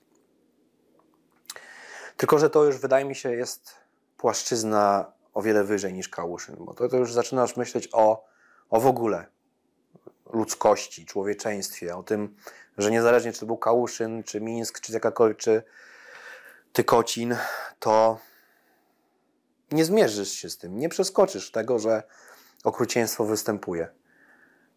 wystąpiło. Jedyne, co możesz zrobić, to zastanawiać się, czy ja mogę zrobić coś, żeby nigdy więcej to się nie powtórzyło. Natomiast jeśli się nie pogodzisz z tym,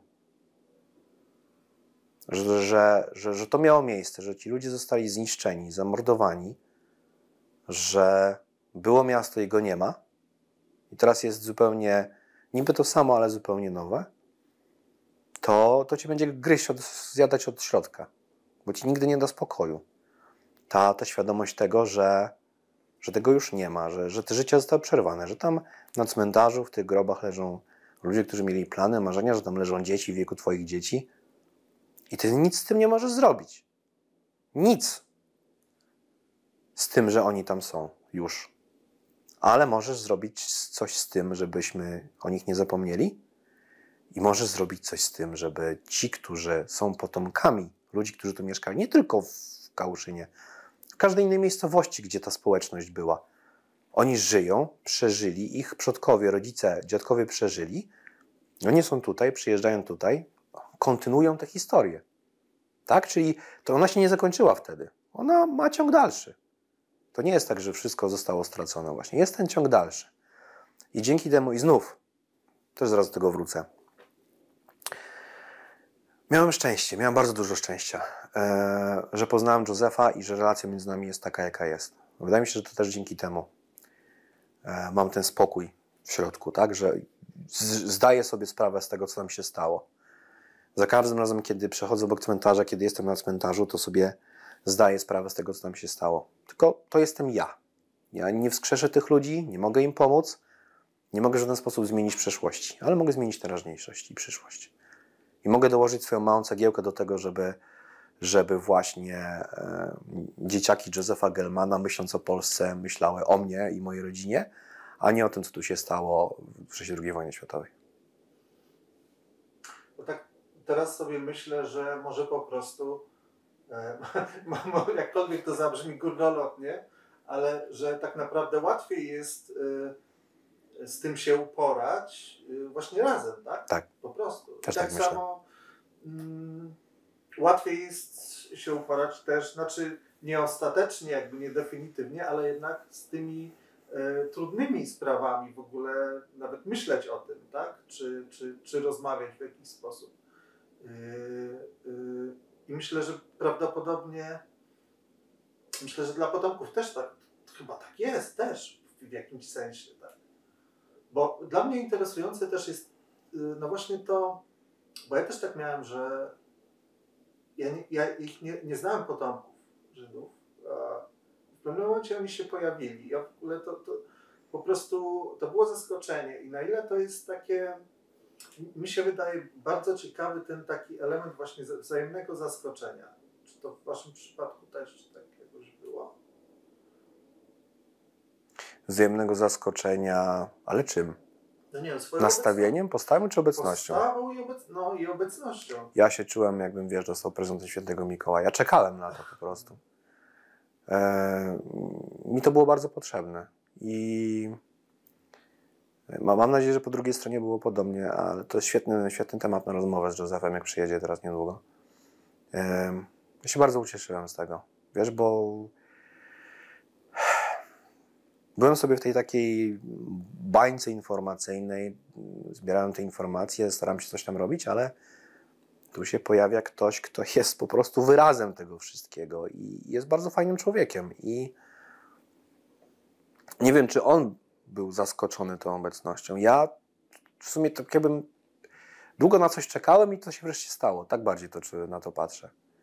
Że gdzieś podświadomie miałem nadzieję, tak, że będzie jakiś ciąg dalszy tej żydowskiej historii. I on nastąpił tam. I z takim, no mówię, z taką ogromną radością, że jest ten kontakt, że ten kontakt jest taki dobry, że coś dalej się dzieje, że się pojawił ten potomek w moim życiu.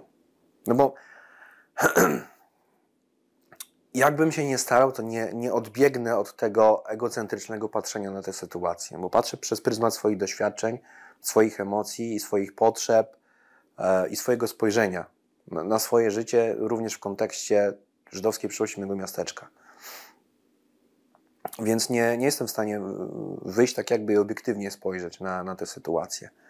Dla mnie to była i ulga, i ogromna radość, i przyjemność, że mogłem doświadczyć tej znajomości, że to była że to jest taki rodzaj znajomości. Jak pierwszy raz poszliśmy razem do Biura Forum Dialogu, bo prosiłem, nie wiedząc wtedy jeszcze, z czym się mogę spotkać, próbując nawiązać kontakt z proboszczem, chciałem się spotkać z Zuzanną Radzik, żeby mi pomogła w tym, tak? Żeby pomogła, nie wiem, znalazła kogoś, kto mógł być pośrednikiem.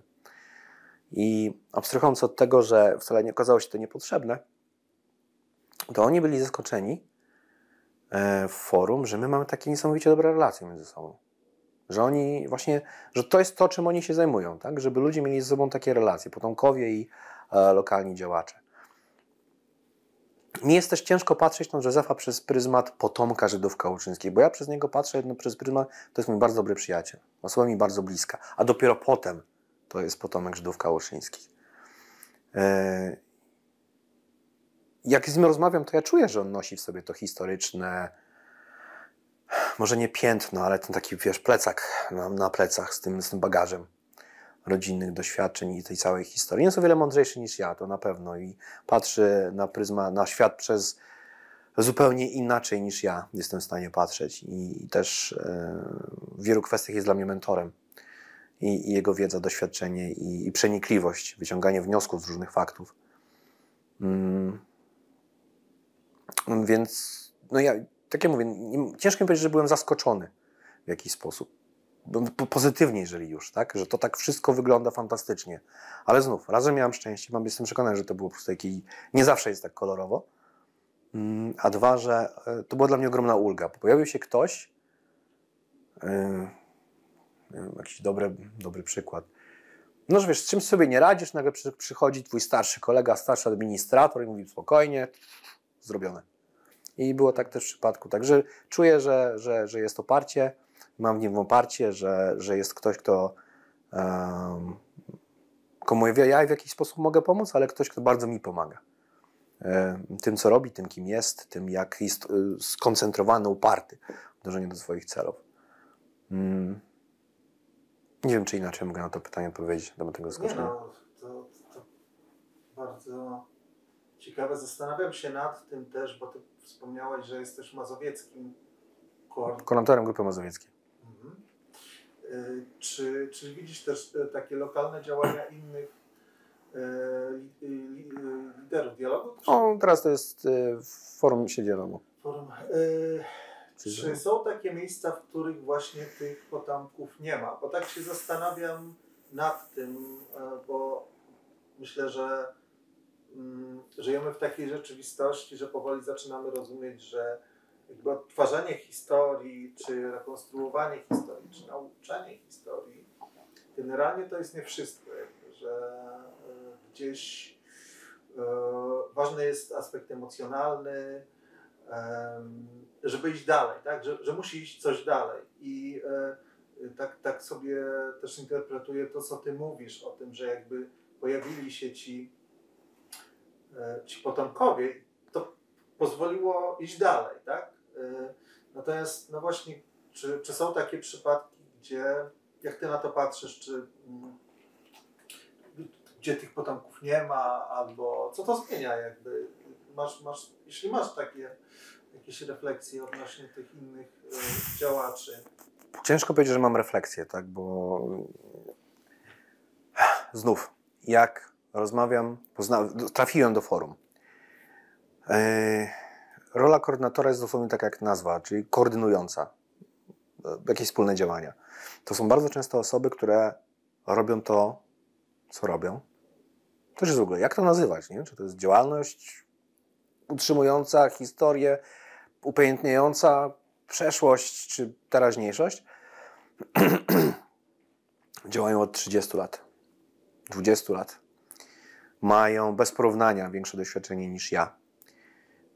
Więc ja mogę tylko powiedzieć na temat swoich, nawet nie obserwacji, tylko tego, co od nich usłyszałem.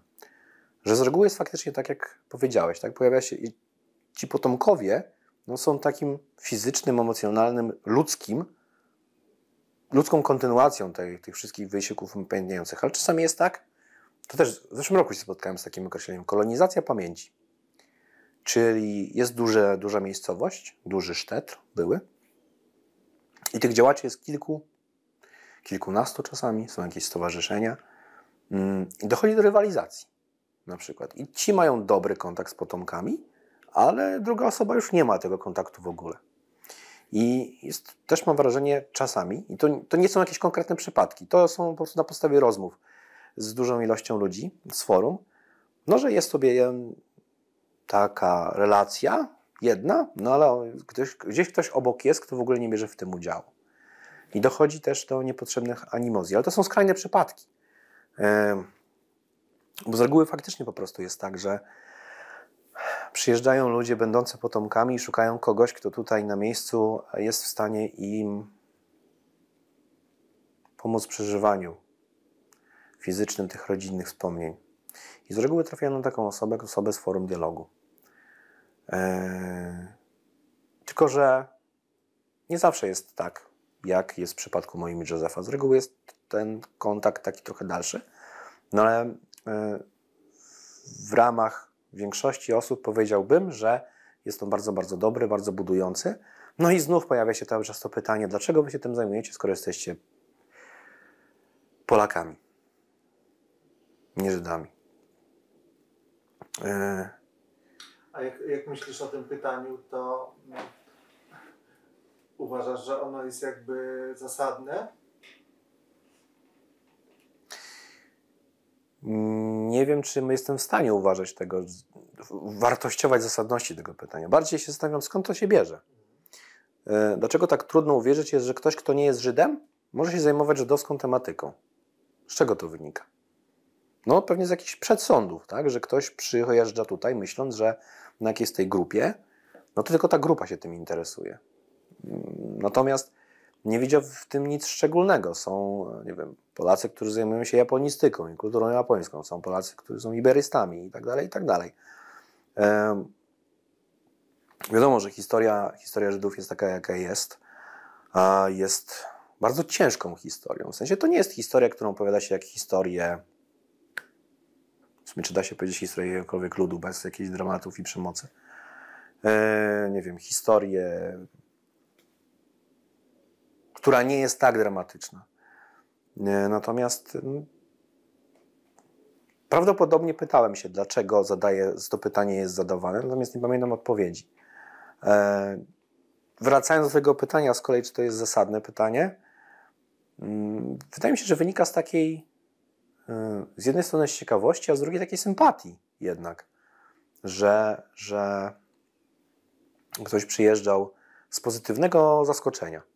Ktoś przyjeżdżał tutaj z myślą, że może właśnie nie będzie to zbyt przyjazne miejsce. Nagle się okazuje, że tu jest cała chmara Polaków, którzy nie mają nic wspólnego etnicznie, rodzinnie z Żydami, a jednak są bardzo mocno zaangażowani, a niektórzy są naprawdę bardzo mocno zaangażowani w przywracanie tego żydowskiego życia do życia. I wydaje mi się, że w większości przypadków to jest bardzo pozytywne zaskoczenie dla tych ludzi, którzy tu przyjeżdżają, zwłaszcza ze Stanów Zjednoczonych, to jest ciekawe, nie z Izraela. Ale to jest moje osobiste doświadczenie. Bo to jest tak, że rzeczy taka jest taka przedsąd, że Czy jest tak rzeczywiście, że tak naprawdę każda miejscowość ma tych potomków de facto? Musiałbym się dopytać, wiesz, czy ktokolwiek w swoich działaniach nie spotkał się z potomkami. Bo się zastanawiam nad tym, znaczy nad tym całym, jakby tak patrząc globalnie, tak, w skali Polski i też tak jak teraz rozmawiamy właśnie, żeby sobie zobaczyć, czym to się różni tak naprawdę właśnie ten brak tych potomków, bo mi się wydaje, że w większości, no nie wiem, właśnie tego nie wiem. Natomiast ja chciałbym jeszcze tylko tak dopytać, bo ty wspominałeś o tym oprowadzaniu i że ci ludzie, ci potomkowie mają często jakieś konkretne takie punkty, ale generalnie czy są takie osoby, albo generalnie jeśli miałbyś oprowadzić po żydowskim Kałuszynie, to co byś pokazał? Czy co pokazujesz? To wydarzyło się poza jedną rodziną, tą właśnie ze Stanów Zjednoczonych, która wiedziała doskonale, co chce zobaczyć, bo znali to miejsce z opowieści dziadka. To w większości przypadków za to, co oni widzą, odpowiedzialny jestem ja. Niestety. Bo nie mają sprecyzowanego planu na to, co chcą zobaczyć. Czasami w przypadku jeszcze jednej rodziny to było to konkretne miejsce, gdzie znają to z opowieści właśnie i że tutaj był zakopany ten depozyt przez jakiś czas, który potem nocą był wykopany. Natomiast zaczynam od kościoła. Od tej macewy przy wejściu do kościoła. Bo wydaje mi się, że to jest bardzo mocny też symbol. Tak? Daje ci do myślenia. Jak to się dzieje, że na ścianie katolickiego cmentarza jest żydowski nagrobek? A możesz opowiedzieć tą historię? Byłem przekonany, że ówczesny proboszcz zrobił to z pobudek ideologicznych. Tak? Że chciał w jakiś sposób pokazać tę przeszłość żydowską tego miasteczka. W taki bardzo silny sposób. Natomiast im głębiej grzebałem, pytałem różnych ludzi, no to eufemistycznie bardzo było mi komunikowane, że nie jest to do końca tak różowe i kolorowe, jak mi się wydaje, że jest. Prawdopodobnie, nie mam nic, co by to potwierdzało, poza plotkami. Było tak, że przyjechał ktoś, zapłacił jakąś znaczącą sumę pieniędzy w zamian za to, żeby ta macewa była tam przyczepiona. Prawdopodobnie. Ale oprócz macewy jest, rozumiem, tabliczka jakaś, tak? Tak, ta właśnie z informacją. Kałuszyn. To jest tej wielkości tabliczka. Kałuszyn 1939 i liczba ludności. Jakakolwiek przyczyna by za tym nie stała, to uważam, że sam fakt, że to tam się znajduje, jest już wystarczająco silnym. Trzeba było mieć odwagę, żeby coś takiego zrobić w 1991 czy 2002 roku. Nawet się było lokalnym proboszczem, który wiadomo jest pierwszy nawet przed burmistrzem. Więc abstrahując od tego, co przyświecało proboszczowi ówczesnemu w tym, nieważne dlaczego to zrobił, jestem mu bardzo wdzięczny. Nie miałem okazji z nim porozmawiać, bo już był na tyle stary i mentalnie niedostępny, że nie było takiej możliwości, że to zrobił. Bo mówię, jest to bardzo silny symbol. Owszem, są tam ślady farby i widać, że ktoś próbował to rozbić kilka razy. Są ślady po uderzeniach, ale ta macewa tam jest. I dopóki nie nastanie ktoś, komu się to nie będzie podobać, to ona tam będzie. I wydaje mi się, że to jest bardzo mocny symbol, który też pokazuje, w mojej opinii znowu, bo ja nie jestem w stanie stwierdzić, czy ktoś nie uzna tego za jakieś formy przejmowania historii, formy upokorzenia, formy właśnie takiej zawłaszczania tej przeszłości, przyczepienia tej żydowskiego nagrobka do katolickiego kościoła, co może być właśnie jakimś uwłaczeniem. Ktoś może tak to zinterpretować. Dla mnie to jest jednak symbol tego, że jest to na tyle ważne, ta część historii, że ktoś stwierdził, że w tym miejscu, które kulturowo, społecznie, historycznie jest jednym z najważniejszych miejsc w całym miasteczku, ta macewa będzie. No i mówię o tej historii z tym zamknięciem Żydów w kościele, z rannym niemieckim oficerem leżącym w budynku plebanii, który był odpowiedzialny za to, że ci Żydzi zostali potem wypuszczeni. Pokazuje potem, jeszcze został kawałek Starego Rynku. Są tam zdjęcie jedno robione gdzieś z zawęgła, gdzie właśnie widać grupę Żydów klęczących i wokół nich żołnierze Wehrmachtu. Nie SS-mani, żołnierze Wehrmachtu. I zaraz za kościołem była granica getta, ulica Browarna, która jest do tej pory, kociołby tam są. Potem przechodzimy do Starego Rynku właśnie. Ze Starego Rynku widać, jest obniżenie terenu, więc widać zarówno miejsce, gdzie kiedyś była garbarnia i ta żydowska dzielnica. Dalej mamy byłą, już teraz nieistniejącą mykwę. Kolejne zagłębie, takie tej bardzo zagęszczone tam było w tym miejscu ludności żydowskiej. Kolejka, która była konną kolejką, której właścicielami byli Żydzi, wąskotorówka, która prowadziła do Mrozów, do kolei w Mrozach. Została zdemontowana jeszcze przed wojną. To jest ciekawa historia, bo z jej torów zrobiono ogrodzenie parku w Kałuszynie, które zostało dopiero w 2000 którymś to zmontowane. Ale udało mi się położyć rękę na jednym z kawałków tego toru, żeby nie było, żeby nie zginął. Więc jest u mnie i opowiadam tę całą historię, tak? Że to działało tak, że to był bunt, że byli fotografowie, że była młodzież i zlaicyzowana i religijna. Potem przechodzimy na teren synagogi, gdzie pokazuję zdjęcia, zarówno tego, jak była przed zniszczeniem, bo zachowały się zdjęcia z wysadzenia tej synagogi. Dwie fotografie z wysadzenia. Więc opowiadam historię tego, co tu się działo, dlaczego to się stało, co zostało zrobione z tą synagogą, dlaczego zostało zrobione, że obok niej był szul, że może nie szul, tylko cheder, że no tam Żyd Kamionka opowiada, jak uciekał z tego hederu do rodziców. Próbuje nadać przez historię pojedynczych osób jakiś bardziej nie wiem, emocjonalne, namacalne znaczenie tych wszystkich opowiadanych historii. No i potem jedziemy na cmentarz z reguły, albo idziemy na cmentarz, gdzie opowiadam historię i cmentarza, i tego, gdzie był poprzedni cmentarz, i o tych wysiłkach Józefa pod kątem upamiętnienia. I jeżeli jest taka możliwość, to zawsze zabieram ich też do szkoły podstawowej, do tego domu, do tej izby pamięci, żeby to, co jeszcze zostało z tych wszystkich artefaktów, pokazać. Czasami też, jak jest taka możliwość, to żeby odwiedzili Marka. Jeżeli ktoś jest nauczycielem w grupie, to z reguły nie ma nic przeciwko temu, żeby pójść do szkoły, zobaczyć, jak wygląda szkoła w Polsce. I w sumie tyle. Jak ktoś... 2 rodziny były u mnie tam w domu w Kałuszynie. Właśnie Józefa i jeszcze ci ze Stanów Zjednoczonych w sierpniu zeszłego roku. No teraz już tam jest takie miejsce, gdzie może ktoś ma potrzebę, może odpocząć chwilę po prostu po tych długich wycieczkach. I staram się odpowiadać na pytania w miarę możliwości. Jeśli wiem, jeśli nie wiem, to odsyłam. I tyle. Zostawiam zawsze taki pakiet materiałów, który tam wydrukowuję za każdym razem dotyczący historii. Józef wydał też książkę, która opisuje Kałuszyn w przededniu II wojny światowej.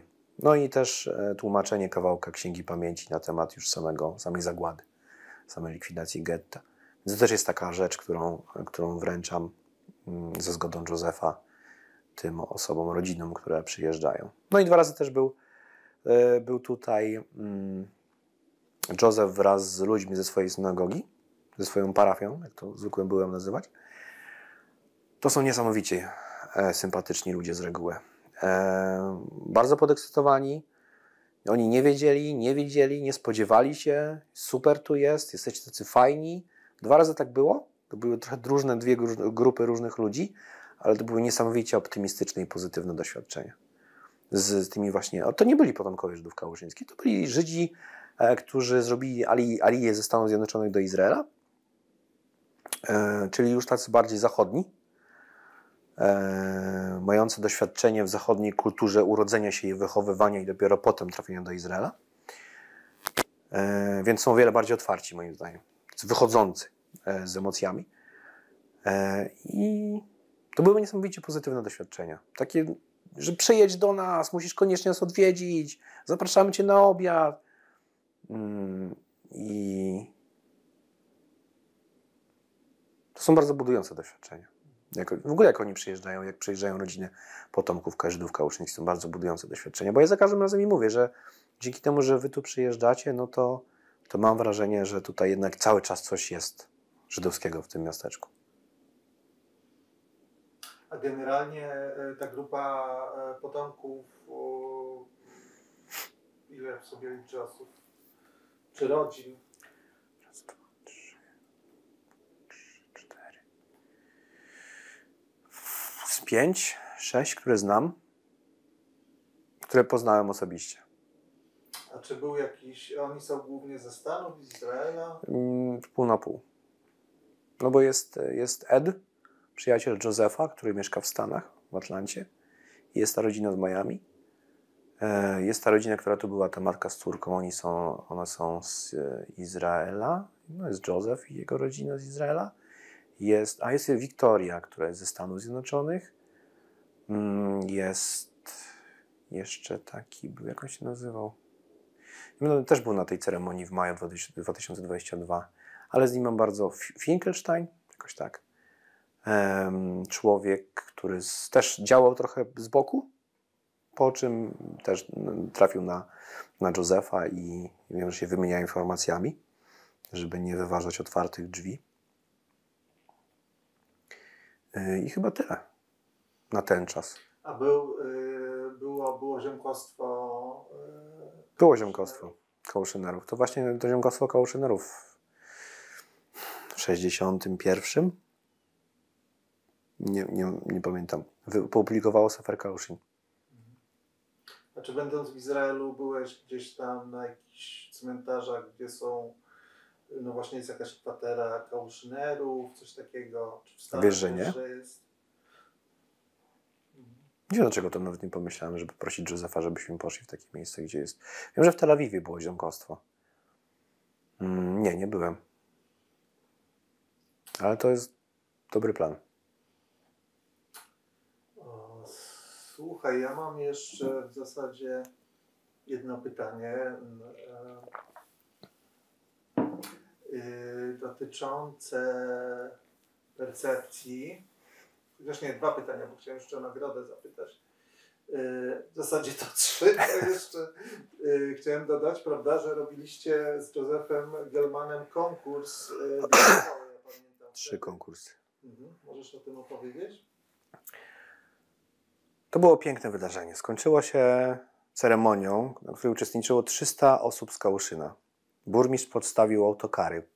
Przyjechały tutaj do Muzeum Polin. W audytorium muzeum było wręczenie nagród w ramach tego konkursu. Pierwszy konkurs był konkursem na esej.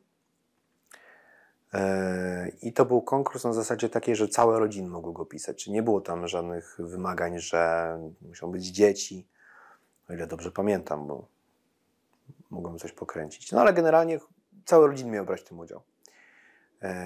No i faktycznie w tamtym roku, to był rok 2018 albo 2019. Konkurs był na esej mówiący o... Nie pamiętam teraz, niestety, czy to był esej na zasadzie historie bazowane na żydowskiej historii Kołuszyna, czy historie opisujące żydowską historię. Wiesz, że chyba mieszane były te prace. Przyjechało tutaj 300 osób, Józef ze swoimi przyjaciółmi właśnie, którzy nie są wszyscy... Miałem okazję ich poznać w Szabes, w lipcu. Niesamowici ludzie po prostu. Kilkanaście par takich z otoczenia, którzy w jakiś sposób dołożyli się, czy finansowo, czy winny do tych działań kałuszyńskich. Wcale nie mają nic wspólnego z Kałuszynem.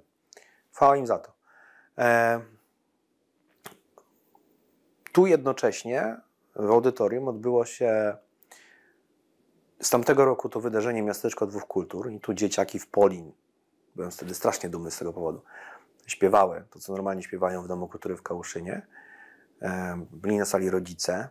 No i była ceremonia wręczenia nagród za te eseje. To były dosyć wysokie nagrody. porozumieniu z dyrektorem szkoły podstawowej, z burmistrzem. Wspaniała ceremonia.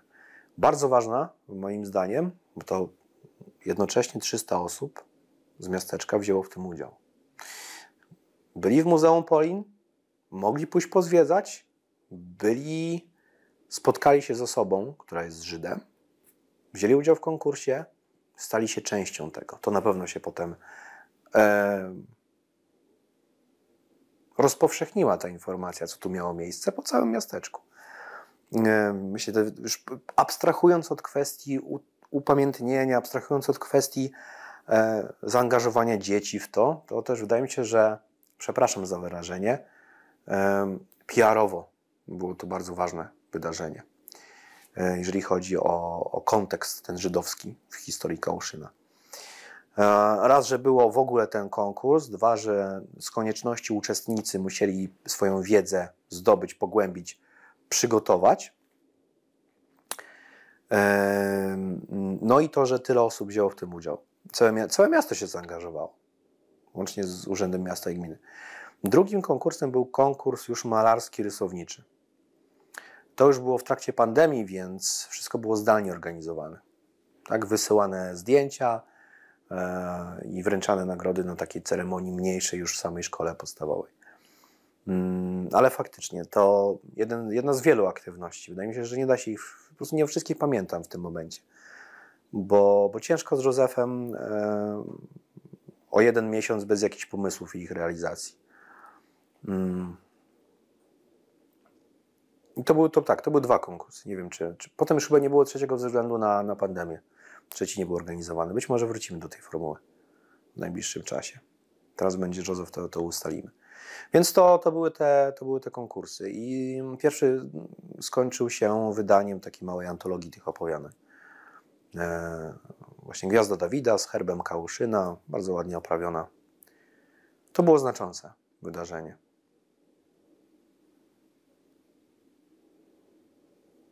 Jeszcze 2 pytania. Tak.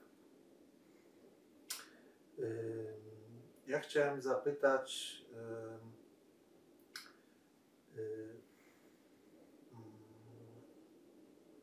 o nagrodę, którą otrzymałeś z Muzeum Galicja. Czym dla Ciebie jest ta nagroda? I za co? Ja na siebie zawsze patrzyłem jako na minionka Józefa Gelmana. Tak było to dla mnie wygodne, patrzeć na siebie w tych kategoriach. Nie byłem jakoś wybitnie proaktywny i nigdy się nie uważałem za kogoś, kto jest jakoś niesamowicie zaangażowany. Zwłaszcza w porównaniu z tym, co robi Józef, w porównaniu z tym, co robią inni liderzy dialogu i liderki. No ale Józef zadzwonił do mnie pewnego dnia i słuchaj, czy tego chcesz, czy nie, zgłosiłem Cię do tej nagrody. Do tej nagrody, która jest wręczana co roku, przywracając pamięć. Powiedziałem, że się dobrze czuję i czego głośnie pokąsał, bo to jest bez sensu, no bo ja Ci pomagam tylko i sobie niewiele robię. No ale potem jak mi wysłał uzasadnienie, to stwierdziłem, że chyba jednak tak niewiele to nie robię. Bo tam były 3 strony A4 wypisane tego, co robiłem i co nie robiłem, więc spojrzałem w sumie na to do tamtej pory trochę innym świetle. I znowu, ja jestem na bardzo uprzywilejowanej pozycji. Jestem w bardzo uprzywilejowanym miejscu. Pracuję w Muzeum Polin. Wyżej się już nie da w Polsce w tej kwestii. Mam niesamowicie bliskiego przyjaciela z Izraela, który ma innych różnych przyjaciół. Poznałem dzięki pracy tutaj niesamowitą ilość ludzi. Z liderami z Forum Dialogu nagrywałem wywiady, kiedy przemieszczałem się z Leorą Tech w ramach jej projektu badawczego. Poznałem tych ludzi, widziałem, co robią. Robią rzeczy niesamowite w porównaniu z tym, co ja robię w Kałuszynie.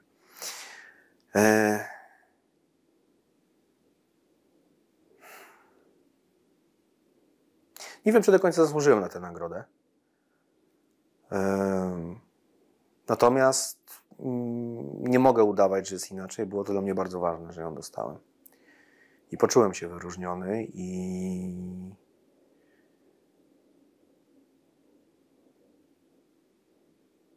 jakkolwiek jak patrzyłem na tej ceremonii w Muzeum Galicji, widziałem tam właśnie ludzi z forum. Wiem, że robią więcej ode mnie. I wiem, że są też w Kałuszynie osoby, które równie albo nawet bardziej na taką nagrodę zasługują, na tę nagrodę zasługują. No, wydaje mi się, że miałem jednak łatwiej, tak? Gdybym może był takim właśnie rdzennym, jak to mówi, grassroots działaczem lokalnym, to bym czuł, że to jest coś, co faktycznie, na co naprawdę zasłużyłem, albo co jest bardzo ważne. Ale wydaje mi się, że żeby uczciwie odpowiedzieć na twoje pytanie, to trzeba powiedzieć to, ja miałem prościej, ja miałem łatwiej, ja mam wsparcie dużej instytucji i dzięki temu to naprawdę otwiera wiele drzwi. Więc czuję się w jakiś sposób nie fair wobec tych, którzy też byli laureatami tej nagrody, a wiem, że muszą bardzo ciężko pracować i nie mają wsparcia. Ani ze strony burmistrza, ani z księdza, ani właśnie nie mają jakiegoś super wsparcia ze strony potomków, ale to było fantastyczne przeżycie. Naprawdę. Bycie częścią tej ceremonii, otrzymanie tej nagrody, to wszystko, co się potem działo, tak? Czyli jak opowiadaliśmy o sobie, co kto robi, jak podziękowałem w ogóle za to, że to ma miejsce, że mogłem być częścią i jestem częścią czegoś tak niesamowitego, to Józef w ogóle przyleciał ze swoją żoną na tę ceremonię do Krakowa. To było bardzo wzruszające, naprawdę. Znaczy ja wiem, że on to zrobił dla mnie, tak, żeby nie wiem w ramach czego dokładnie, ale jest to dla mnie ważne. Nagroda wisi w honorowym miejscu, w Kałuszynie i jest to motywacją, mobilizacją, żeby próbować cały czas robić więcej. Jesteś po prostu bardzo skromnym człowiekiem. Natomiast tak jak opowiadasz tą całą historię, no to wiesz, to jest trochę takie pytanie, ta enigma jest taka, że ty opowiadasz, że to zaczęło się w 2009 roku. No jednak musiałeś mieć pewnego rodzaju właściwości czy cechy, które spowodowały, że przeczytanie tego artykułu zrobiło na tobie takie wrażenie i też to, że jakby ty zacząłeś to robić, bo ty mówisz o Muzeum Polin, ale to nastąpiło dopiero po iluś tam latach, że miałeś taką determinację i jakby, jak rozumiem, coraz bardziej cię to porywało, bo jak rozumiem, no nie byłeś, nie wiem, historykiem, nie masz wykształcenia historycznego, czy interesowałeś się takimi rzeczami wcześniej? Czy to było naturalne, czy to było, jak ty sobie to tłumaczysz? To był który? 2009, tak? No to masz ile? 15 lat w tym momencie. Dobrze mówię? Żebym się nie zbłaźnił. Nie, 15. Lat temu. 2009. To było 15 lat, jak to się zaczęło. 15 lat temu. Przez te 15 lat nie jestem sobie w stanie racjonalnie wytłumaczyć tego. No bo zastanawiam się, tak, dlaczego ja się tym zajmuję? No bo wiem, że muszę. No ale dlaczego muszę? No nie wiem. Po prostu wiem, że muszę. No dlaczego akurat tym, a nie wiem, powstaniem listopadowym, bitwą o Kałuszyn, jakimiś lokalnymi wydarzeniami, nie wiem, szlachtą z tamtych okolic. Po prostu abstrahując od tego, że nie jestem sobie w stanie tego zracjonalizować do końca i akurat czemu Żydzi kałuszyńscy,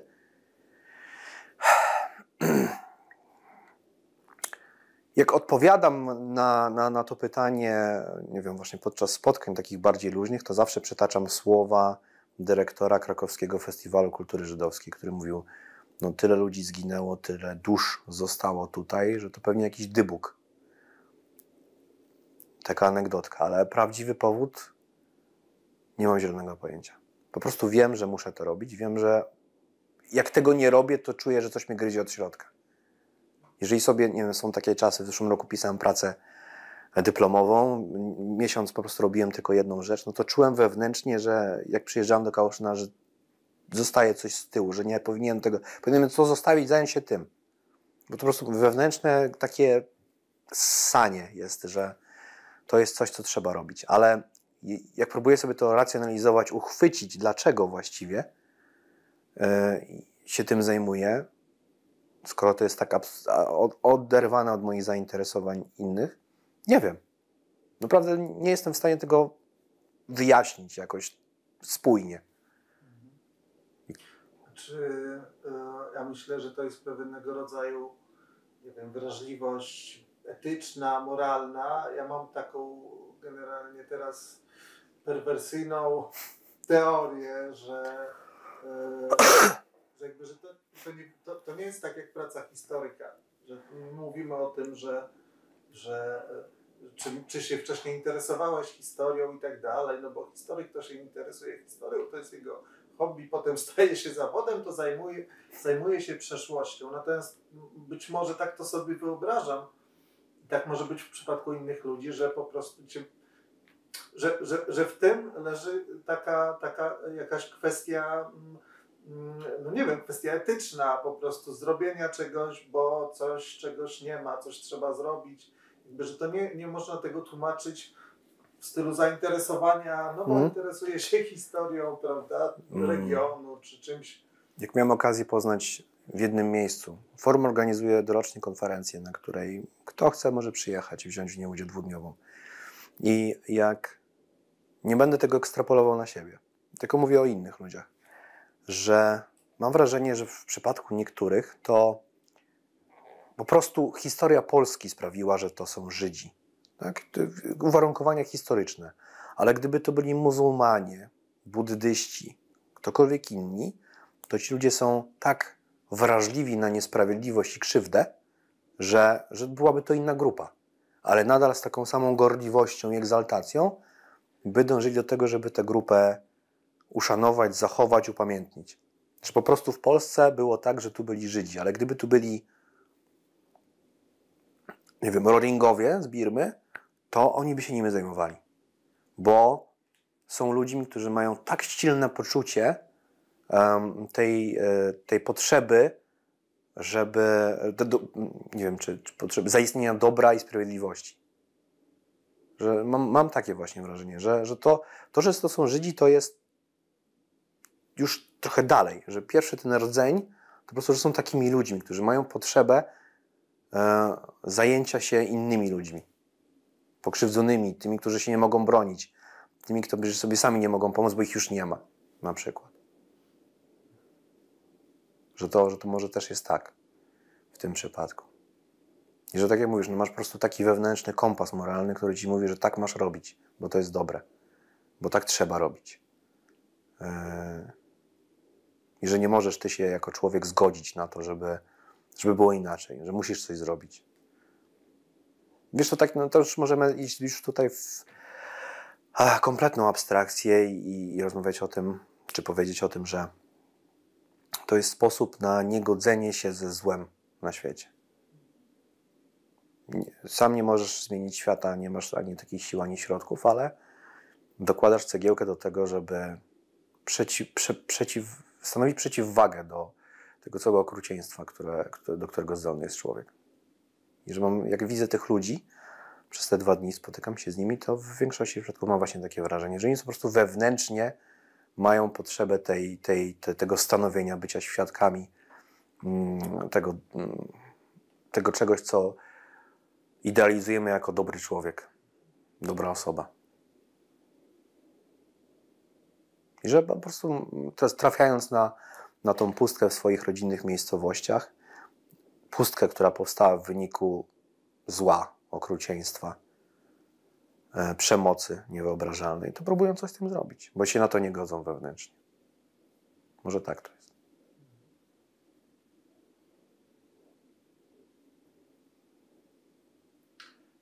To bardzo jest ciekawe, bo z tym się wiąże jakby taka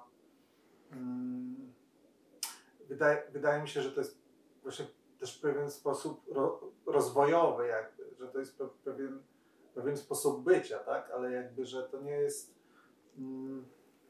bo o to mi chodzi, że to tak jak też to opisujesz, że oni się z tym nie godzą, ale to jest jakby takie jednak mimo wszystko na bazie niezgody, czy na bazie no właśnie spotkania z jakąś przemocą, traumą i tak dalej wcześniej, czy po prostu zagładą, z tego wychodzi takie jednak pozytywne działanie i twórcze, nie? Jednak to jest coś, co nie dotyczy tylko pamięci, tylko tego, kim jesteśmy, czy kim będzie to ta społeczność.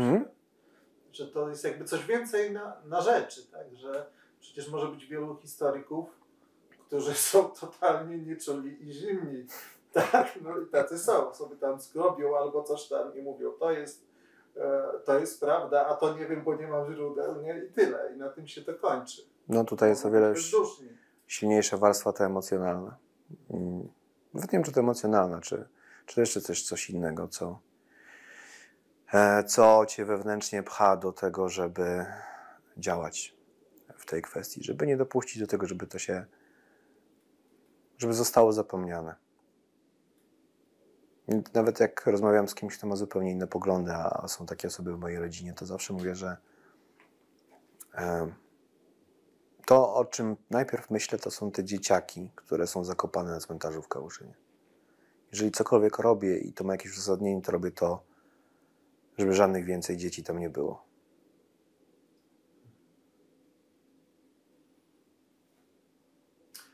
Moje ostatnie pytanie dotyczy też poniekąd tego, to znaczy pracujesz w Muzeum Polin, Warszawa, największe muzeum żydowskie, jak wiemy.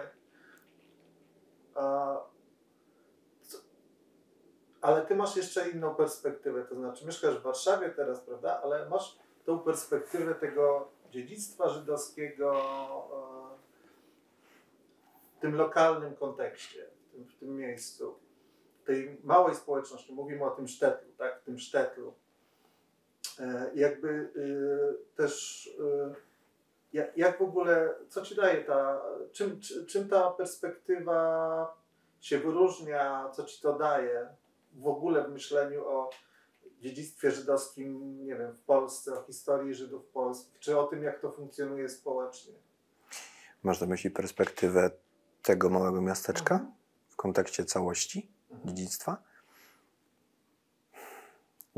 Jak mówisz dziedzictwo, to oznacza z reguły, że coś się po sobie zostawia. Jest jakieś dziedziczenie czegoś. Czyli tobie coś zostaje po kimś, kto go już nie ma. Ja nie jestem do końca pewien, czy coś zostało faktycznie w takim sztetlu jak Kałuszyn. Poza ludźmi. Ich pamięcią i taką narastającą z roku na rok warstwą, którą przywożą ze sobą ci potomkowie, zwłaszcza Józef. Bo jednak jego obecność jako żywej osoby sprawia, że on legitymizuje tę pamięć, tę przeszłość, te działania i to, co się tam teraz dzieje, nawet jeśli nie ma za bardzo z czym tam na miejscu pracować, bo to dziedzictwo jest skrajnie niematerialne. Ale w kontekście całości dziedzictwa żydowskiego w Polsce, to nie wiem właśnie, czy można je aż tak ze sobą łączyć. To, co dzieje się teraz w Polsce, w której Żydów jest tak mało i w których to życie żydowskie jest zupełnie inne niż to, które było przed Holokaustem, przed zagładą. Znaczy wiesz, mi chodzi o to, że widzisz jakby jak to funkcjonuje w małej społeczności. Te kwestie, to bardzo ciekawe, co mówisz o kwestii dziedzictwa, że tego dziedzictwa nie ma. Tak naprawdę. Proszę inaczej sformułować pytanie. Nie no, widzisz po prostu kontekst historii, no nie wiem, żydowskiej, czy też to przeszłości żydowskiej w małej tak, miejscowości i takiej, która jest bardzo konkretna, tym bardziej, że ty znasz wszystkich, wszyscy znają ciebie. Tak. No moją rodzinę, mojego ojca. To też jest niesamowite, tak? Bo ja tak dawno nie wiesz, rzadko się pojawiam, że kim pan jest. No ja jestem synem tego i tego, tak? I wtedy aha, to teraz wiem kim. Ale może przez to, o to chodzi, czy jesteś przez to bliżej, no nie wiem, rozumienia pewnych procesów związanych właśnie z tymi sprawami żydowskimi.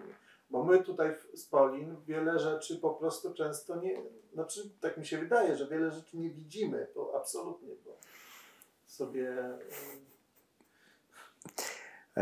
Lem napisał kiedyś takie zdanie, albo to jest jakiś wyimek z którejś z powieści, że nie należy rozbijać orzechów mikroskopem. No a ja jestem takim prostym człowiekiem, klawiaturą oderwanym od pługa, który rozbija te orzechy mikroskopem. Nie mam wiedzy o procesach, jakie zachodzą w skali całego kraju. Moja wiedza i interpretacja jest ograniczona tylko do tego miasteczka. Więc znaczy, wydaje mi się, że rozumiem, co mówisz, że tu po prostu masz szeroki zakres materiału, nad którym pracujesz abstrakcyjnie, a tam jednak to wszystko jest przyziemne o wiele bardziej. I jak patrzysz przez pryzmat wydarzeń z jednej historii, z jednego miasta, przez pryzmat pojedynczych osób, to albo masz jak historyk potrzebę ekstrapolowania tego na całość zjawisk, albo zostajesz, tak jak ja, tam na miejscu. I nie patrzysz na to w kontekście historii całego kraju, grup społecznych, tylko w kontekście tego jednego miasteczka i ludzi, którzy tam żyli. I wydaje mi się, że trochę zbyt słaby intelektualnie jestem na to, żeby przekładać czy umieszczać w kontekście szerszych zjawisk to, co wyniosłem z tej historii lokalnej. Więc wydaje mi się, że ciężko będzie mi odpowiedzieć na twoje pytanie. Nie, no to w zasadzie ja cię nie chcę do tego zmuszać, w zasadzie też nie ma takiej potrzeby być może, także wycofuję się z pytania. Nie, bo może absolutnie nie ma potrzeby robienia tego. Jakby to nie o to chodzi, tak? Wartościowe jest to, co jest, to mówisz. Ale nie, skończmy, bo wydaje mi się, że jest coś za twoim pytaniem, a pytanie nie jest do końca przekładające to, co chcesz powiedzieć. Jest to, o czym ty mówisz, to znaczy jakby my możemy tu w Muzeum Polin zajmować się dziedzictwem żydowskim, ale dla mnie Tykocin zawsze taki był. On był taką soczewką. Ja widziałem, jak coś działa, tak? Jak działają różne kwestie związane z tym, z owym, z cmentarzem, z synagogą, z mieniem pożydowskim. Tak? Po prostu zawsze jakby widziałem to, co ty mówisz. Jak to działa w konkretnej rzeczywistości, tak? Takie laboratorium. Tylko tyle. To nie chcę ci niczego tutaj Kałuszyn nie jest dobrą soczewką. Tak? Są soczewki skupiające, są soczewki rozpraszające. Kałuszyn jest zerówką. Bo to nie jest papierkiem lakmusowym. On ci nie pokaże tego, co dzieje się w innych miejscach, bo jest... No ale też to chodzi, że jest specyficzny na swój sposób. Na swój sposób każda miejscowość jest specyficzna, ale jak patrzymy przez pryzmat osobistych doświadczeń nas tu obecnych, ciebie tykocińskich, twoich doświadczeń, moich kałuszyńskich, to wydaje mi się, że zwłaszcza w porównaniu z tym, co miałem okazję usłyszeć, kiedy zostałem przyjęty do Forum Dialogu, czy zacząłem działać w ramach Forum Dialogu. My w Kałuszynie mamy naprawdę ogromne szczęście. U nas się wszystko udaje. U nas nie ma problemów z Fodżem. U nas nikt nie narzeka na Monikę Krawczyk albo na Piotra Puchtę. U nas nikt nie złorzeczy, że burmistrz się nie zgadza albo że radni są przeciwko. U nas nikt nie płacze, że nie ma żadnej pomocy, że jest sam, że nikt nie pozwala robić upamiętnień. U nas przyjeżdżam z Józefem do burmistrza, to rozmawiałem ze sobą jak starzy kumple. Przyjeżdżam z Józefem do dyrektora szkoły. Dyrektor szkoły sam jest zaangażowany w upamiętnianie. Robi to rękami i nogami tak, jak potrafi to robić. Jak jest w stanie to robić. A jest człowiekiem bardzo zaangażowanym. W jakiej innej parafii jest taka sytuacja, że ksiądz jest rękami i nogami za kwestią żydowską w miasteczku? W jakiej innej sytuacji pewnie są takie? Być może nawet u ciebie, że relacja z potomkami Żydów z tego miejscowości jest tak bliska jak w naszym przypadku. No ja nie znam innego takiego. Znaczy, dobra, znam kilka, że ktoś do kogoś pojechał, ale ja się czułem naprawdę wyjątkowo. Ja się czułem jak dosłownie element tej żydowskiej rodziny i nikt mi nie dał poznać, że jest zupełnie inaczej. Dzieciaki przyjeżdżały specjalnie po to, żeby się z nami spotkać. No, zrobiono jakąś tam specjalną, wyjątkową obiad, żeby też inni, którzy przykładali rękę do projektu, mogli nas poznać. Wydaje mi się, że wszystkie, może nie patologie, ale wszystkie zjawiska, które gdzie indziej mają o wiele szerszy zakres, u nas albo ich w ogóle nie ma, albo są, jak wiesz, jak masz krzywą Gaussa, no nie? Że najbardziej prawdopodobnych zdarzeń jest w tym dzwonie na górze, a po bokach są najmniej prawdopodobne, znaczy najbardziej nieprawdopodobne są po bokach. To są te takie malutkie końcówki. No to Kałuszyn jest właśnie tu. Bo mam wrażenie, że to nie jest miarodajne miejsce w stosunku do innych miejscowości, bo abstrahując od całej ciężaru historii i tego, co tam się działo, jakie były relacje między Żydami i Polakami, jaki był ten sztetl na tle innych sztetli, być może są takie miejsca, tylko ja po prostu o nich nie wiem, ale z mojego osobistego punktu widzenia, no to miejsce jest pod tym względem wyjątkowe, tak, że te wszystkie kupoburze, które się dzieją gdzie indziej, obecnie, mówimy o obecnych relacjach, co moim zdaniem w ogóle nie powinno mieć miejsca w kontekście tego, co się działo 80 lat temu, w Kałuszynie ich nie ma. No mówię, jeśli o coś proszę kogoś zaangażowanego, czy właśnie z obszaru burmistrza, czy księdza, czy dyrektora, to wszystko się da zrobić, wszystko da się załatwić, każdy jest chętny do pomocy. Więc ciężko mi powiedzieć, tak. Słyszałem o innych przypadkach, o tym, co się dzieje, nie wiem, w Chełmie, w Orlej to może nie, bo tam jest bardzo zaangażowany sołtys.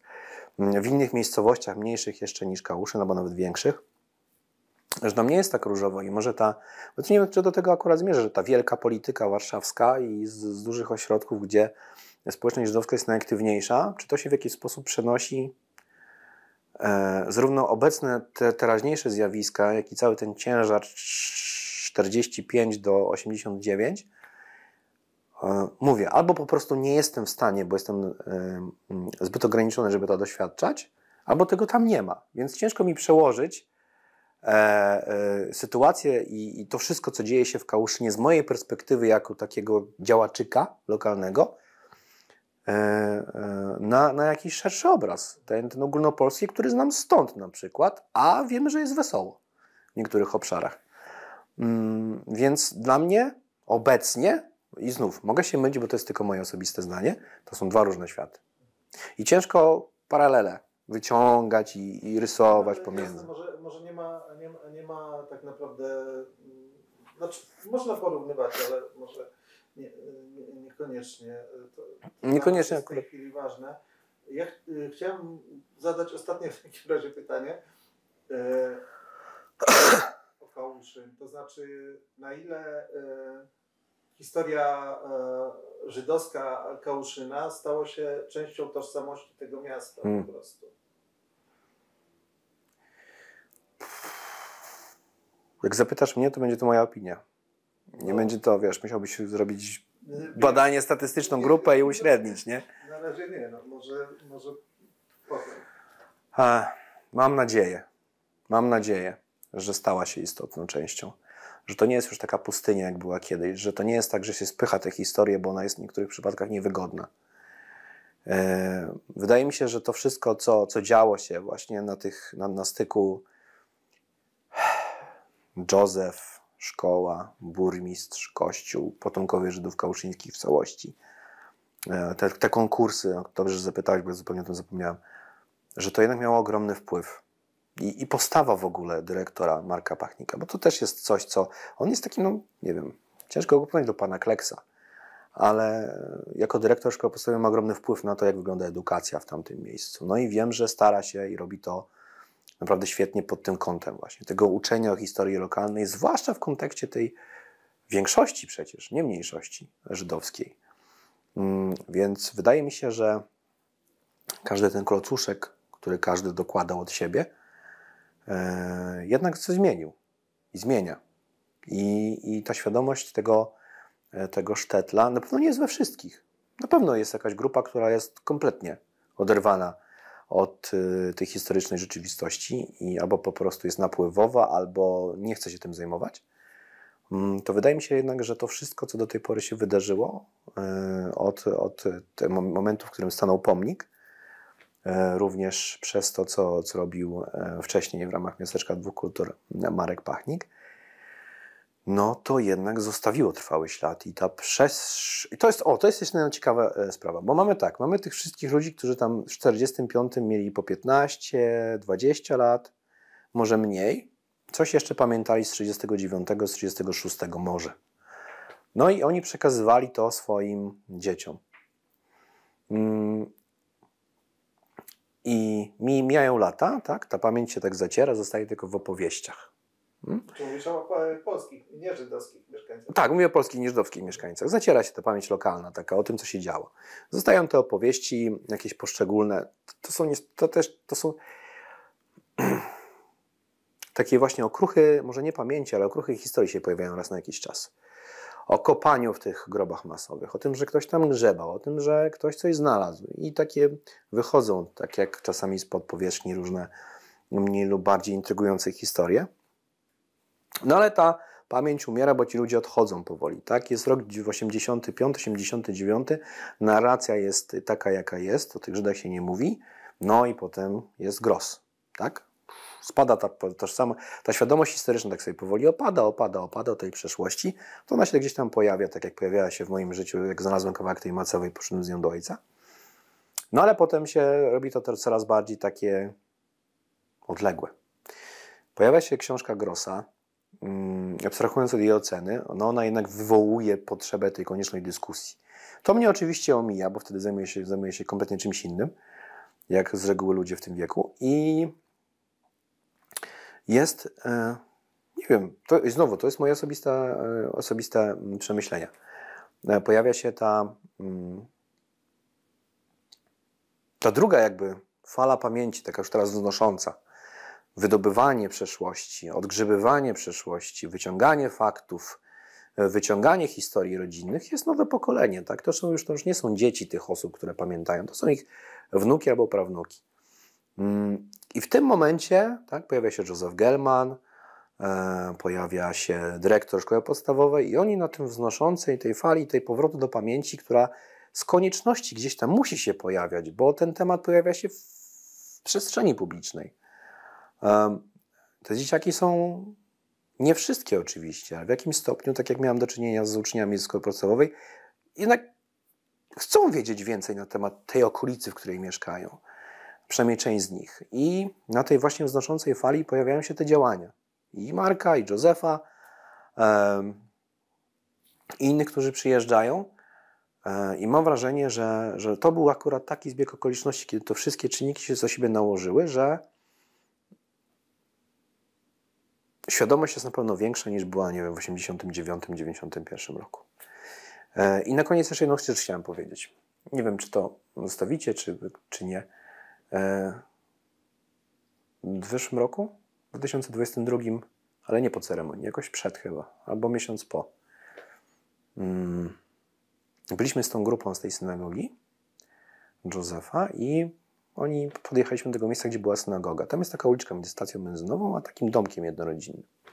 No i oni się zaczynają modlić i wychodzi taka pani około 60, może 50, no około 60 podejrzewam. I pyta się, czy ktoś to mówi po polsku. No, ja mówię po polsku, tak? No i że co tu się dzieje? No jest, że tu przyjechali z Izraela, z Jerozolimy, tutaj kiedyś stała synagoga, tu chcieli się po prostu pomodlić w tym miejscu. I babka w ogóle od razu zaczyna mówić, ja mogę pokazać w każdej chwili dokument, który poświadcza, że ja legalnie nabyłam tę nieruchomość. I ja powiedziałem, że nikt nie jest zainteresowany tutaj pani nieruchomością. I sobie poszedłem. I mi się zrobiło naprawdę przykro, że ta osoba, że pierwsze nadal, tak, że w tym całym pięknym obrazku, który próbował Marek razem z Józefem próbowali namalować, jest właśnie ten element taki, nie wiem, czy złowieszczy, czy jakiś taki niewyrugowany, czy jednak jeszcze gdzieś tam schowany pod kamieniami przeszłości tego takiego, wiesz, stereotypowego strachu przed tym Żydem, co przyjedzie i zabierze mi dom i wszystko. Za przeproszeniem. Jest 2023 czy drugi rok. Nikt nikomu niczego nie chce zabierać, ale ta reakcja, wiesz, tego, że od razu było z tym dokumentem. Ja nie mówiłem, że jestem stąd, że jestem tutejszy. Że pierwsze o czym ta osoba pomyślała, że tu przyjechali Żydzi zabrać jej, czy w jakiś sposób podejrzewać o to, że czy ona sama wyszła z tym oświadczeniem. No, ale to musi wiedzieć, że mieszka w domu pożydowskim. No, ten dom już nie jest pożydowski, bo to jest nowy dom, natomiast teren pożydowski jest jak najbardziej. Więc widzisz, z jednej strony masz ten powrót pamięci tych ludzi, którymi ja mam kontakt. I to też jest strasznie, moim zdaniem, też fałszująca rzeczywistość, bo masz kontakt z ludźmi, którzy myślą podobnie jak ty. I z nimi się generalnie spotykasz. Nie masz kontaktu z tymi, którzy myślą inaczej. No a jak masz, to są to jakieś przypadkowe i rzadkie kontakty, więc nie wiesz faktycznie, jaka naprawdę jest, jakbyś uśrednił ze wszystkich, jakie są poglądy i co naprawdę ludzie myślą. Natomiast musisz bazować na tym, z czym się spotykasz. No więc stykam się w większości przypadków z tym, o czym mówiłem wcześniej, czyli z tym jednak zaangażowaniem, z tą potrzebą tego, żeby ta świadomość, czym jest to miejsce wśród ludzi, którzy tam mieszkają, była. A z drugiej strony jest taki przypadek, że od razu po tym, jak ktoś się dowiaduje, że to są Żydzi, to pierwsze, co mówi, to, że jest w stanie poświadczyć o legalności zakupu tego terenu. Tak? No i dajcie do myślenia, co dalej. Ja wiem, co dalej, bo wiem, jakie mamy plany i wiem, co będziemy robić, ale dużo jeszcze pracy zostało do wykonania w takim razie. To raz, a dwa, pytanie, czy to, co ona powiedziała, już kończę, to, co ona powiedziała, będzie w jakiś sposób przekazane jej dzieciom, jej wnukom. A to ostatnie pytanie, co zamierzacie dalej robić? Upamiętnienie miejsc, gdzie była synagoga, gdzie był stary cmentarz, przy tam, gdzie teraz jest Urząd Miasta i Gminy. Prawdopodobnie będą to niskie obeliski albo po prostu płyty chodnikowe, tak jak to ma miejsce. Wcześniej chyba, przypomnij mi niemiecką nazwę tego. Tak. Coś takiego. To synagoga, stary cmentarz i rynek. Na rynku, że to było miejsce, skąd Żydzi byli wywożeni do Treblinki, przecież musieli przejść. To jest niesamowite, bo tam też cały czas coś wychodzi w tym grzebaniu. Wspomnienia właśnie ludzi z Mrozów, z miejscowości 5 km od Kałyszyna, którzy widzieli ten pochód Żydów do tego pociągu i co tam się wtedy działo. Więc to ucywilizowanie kwestii tej drogi, jakąś formę subskrypcji w Zakładzie Gospodarki Komunalnej, żeby już po prostu płacąc z góry mieć umowę na czyszczenie i sprzątanie cmentarza. Ogrodzenie tego cmentarza w ten symboliczny sposób, czyli albo będą to narożniki w kształcie litery L na każdym z rogów, tak żeby tylko zaznaczyć tę przestrzeń. Jeżeli tę drogę uda się ucywilizować, to chcielibyśmy, żeby została nazwana imieniem Avrahama Gamzu, który był lekarzem, który wolał umrzeć niż sporządzić listę subskrypcyjną Żydów kałuszyńskich. I co jeszcze? Kolejna książka, tłumaczenie Sefer Kaluszyn. Musiałem mieć do notatek. Tych planów jest generalnie dużo.